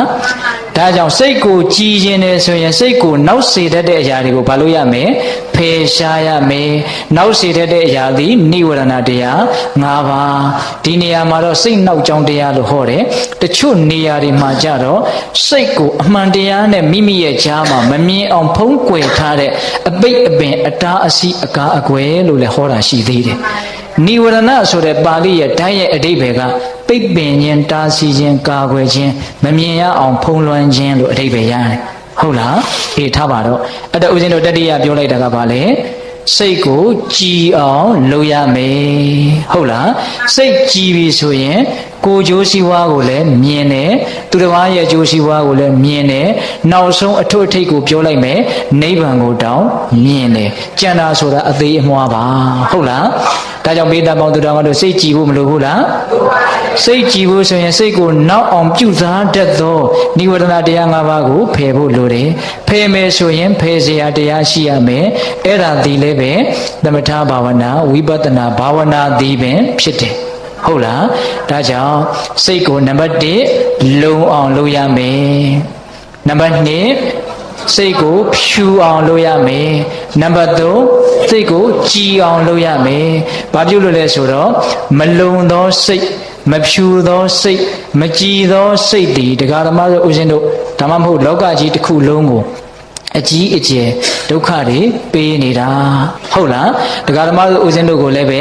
ကိုယ့်ရဲ့အဲ့ဒီစိတ်တွေကပဲအကြီးအကျယ်ဒုက္ခပေးနေတာဘယ်သူကမှလာပြီးတော့ဒုက္ခပေးတာမဟုတ်ဘူးเนาะကိုယ့်ရဲ့စိတ်တွေကအတွေးတွေအမျိုးမျိုးဖြစ်အောင်ဖန်တီးတယ်အဲ့ဒီအတွေးတွေကနေပြီးတော့ကာယကံတွေဝစီကံတွေထင်တယ်လို့ပြောတယ်ထင်တယ်လို့လုပ်တယ်တကယ့်ကိုမှထင်တယ်လို့မှထင်တယ်လို့ကြီးထင်တယ်လို့လုပ်ပြီးတော့ထင်တယ်လို့ဖြစ်ကြတာပါပဲဟုတ်လားဒါကလည်းဓမ္မရဲ့နိယာမကမ္မရဲ့နိယာမလောကရဲ့နိယာမဟုတ်လားအေးဒါကြောင့်တကယ့်အရေးအကြီးဆုံးတရားသည်လောကမှာစိတ်ဖြစ်တယ်လို့နားလည်ပြီးပြီနော်အဲ့ဒီစိတ်ကိုလည်းပဲဘယ်လိုလုပ်ရမလဲဆိုတဲ့အပိုင်းတွေကိုလည်းဦးဇင်းတို့ပြောလို့ပြီးပါပြီဟုတ်လားဒါကြောင့်တရားကောင်းစဉ်ကဗါတဲ့တော့စိတ်တို့ဤအစွမ်းတဲ့ဟုတ်လားပြန်ပြီးတော့ဦးဇင်းတို့ရဲ့တရားလေးကိုပြန်ချုပ်မယ်နော်စိတ်တည်ပင်တဲ့လောကကြီးကိုဆောင်းနေတယ်စိတ်တည်ပင်တဲ့လောကကြီးကိုတရွတ်တိုက်ပြီးတော့သူ့နောက်ကိုမပါအောင်ဆွဲငင်ပြီးတော့ယူဆောင်သွားတယ်စိတ်ရဲ့အလိုကိုပဲတတ္တဝါတွေအားလုံးလောကကြီးတစ်ခုလုံးဟာလိုက်ရတယ်ဟုတ်လားကံသုံးပါးထဲမှာမနောကံဒီသာလင်အပြစ်အကြီးဆုံးဖြစ်တဲ့မကောင်းတဲ့နေရာမှာကောင်းတဲ့နေရာမှာလည်းပဲမနောကံဒီသာလင်အထွတ်ထိပ်ဖြစ်တယ်ဟုတ်လားဒါကြောင့်ဒီစိတ်ကောင်းရင်ကံသုံးပါးကောင်းတယ်ကံသုံးပါးကောင်းရင်မိမိရဲ့ဘဝကောင်းလိမ့်မယ်နော်စိတ်မကောင်းရင်ကံသုံးပါးမကောင်းနိုင်ဘူးကံသုံးပါးမကောင်းရင်မိမိဘဝမကောင်းနိုင်ဘူးဒါကြောင့်ဒီလောက်အရေးကြီးတဲ့စိတ်ကိုနံပါတ်1သမထဘာဝနာဝိပဿနာဘာဝနာတို့ဖြင့်လုံအောင်လုပ်ရမယ်ဖြူအောင်လုပ်ရမယ်ကြည်အောင်လုပ်ရမယ်ဒါဦးဇင်းတို့ပြောလိုက်တဲ့တဏှာကြီးခွဲအတွင်းမှာပြောတဲ့တရားရဲ့အနှစ်ချုပ်ပါဟုတ်လားဒါကြောင့်ဘေးသက်ပေါင်းသူတော်ကောင်းတို့စိတ်တို့ဤအစွမ်းဆိုတဲ့အတိုင်းအစွမ်းထက်သောစိတ်ကိုကောင်းတဲ့ဘက်ကိုရောက်အောင်ပြုပြင်ကြိုးစားနိုင်ကြတဲ့သူတော်ကောင်းတွေဖြစ်ကြပါစေတည်းလို့ဦးဇင်းတို့ဆန္ဒပြုရင်းနဲ့မေတ္တာပို့ပြီးတော့အဆုံးသတ်ရအောင်နော်ဘဝတုသဗ္ဗမင်္ဂလာရခန္တုသဗ္ဗဒေဝတာသဗ္ဗဗုဒ္ဓ ानु ဘာဝေနတရာဒုက္ခိဘဝန္တုတိဘဝတုသဗ္ဗမင်္ဂလာရခန္တုသဗ္ဗဒေဝတာသဗ္ဗဓမ္မာ ानु ဘာဝေနတရာဒုက္ခိဘဝန္တုတိဘဝတုသဗ္ဗမင်္ဂလာရခန္တုသဗ္ဗဒေဝတာသဗ္ဗသံဃာ ानु ဘာဝေနတရာဒုက္ခိဘဝန္တုတိတေတုံမာကသင်တရားနာပိသပေါင်းသူတော်ကောင်းတို့စာတာအလုံးသောတတ္တဝါနန္ဒတို့အားသဗ္ဗမင်္ဂလာလောကီလောကုတ္တရာကောင်းဆိုသမျှမင်္ဂလာဝဝတိဘဝတို့ကောင်းစွာမသိဖြစ်တော်မူကြပါစေတည်း သာဝတိဝတ္တမိမိတို့ခန္ဓာကိုယ်မှာစောင့်ကြနေကြကုန်သောနတ်မိမိတို့အိမ်မှာစောင့်ကြနေကြကုန်သောနတ်မိမိတို့သာနာမိမိတို့ကဘာမှာစောင့်ကြနေကြကုန်သောနတ်မျက်နှာကောင်းနာပေါင်းတို့ကလည်းပဲရက္ခဏ်တို့ကောင်းစွာမသွေဆောင်လျှောက်တော်မူနိုင်ကြပါစေတည်းတဗ္ဗဗုဒ္ဓ ानु ဘာဝေနကင်းငါဝါလူသေးစုမကပွင့်တော်မူကြတဲ့ဆုစုတော်တဗ္ဗဘုရားရှင်ကိုယ်တော်မြတ်တို့ရဲ့တကူတေဇောအနုဘောတော်တို့ကြောင့်၎င်းတဗ္ဗဓမ္မာနုဘာဝေနမလီတံဖူလီတံနိဗ္ဗာန်ပရိယတိဟုဆိုသောစေတံတော်တရားတော်မြတ်တို့ရဲ့တကူတေဇောအနုဘောတော်တို့ကြောင့်၎င်းတဗ္ဗသံဃာနုဘာဝေနမကထံလေးရောက်ပလတံလေးရောက်ဆိုသောရှေရောက်တော်ရိယာသံဃာရှင်မြတ်တို့နှင့်တကွာသီလဂုဏ်သမာဓိဂုဏ်ပညာဂုဏ်တို့နှင့်ပြည့်စုံတော်မူကြတဲ့သမုဒိတံဃာရှင်ကောင်းရှင်မြတ်ပေါင်းတို့ရဲ့တကူတေဇောအနုဘောတော်တို့ကြောင့်၎င်းတရားနိယောညပါဘေခမဆိုင်ခြင်းရှိတိုင်းဒုက္ခိကိုစိတ်နှပြချမ်းသာချမ်းသာခြင်းရှိရကုန်သည်ဘဝတို့ကောင်းစွာမသွေဖြစ်တော်မူကြပါစေတည်း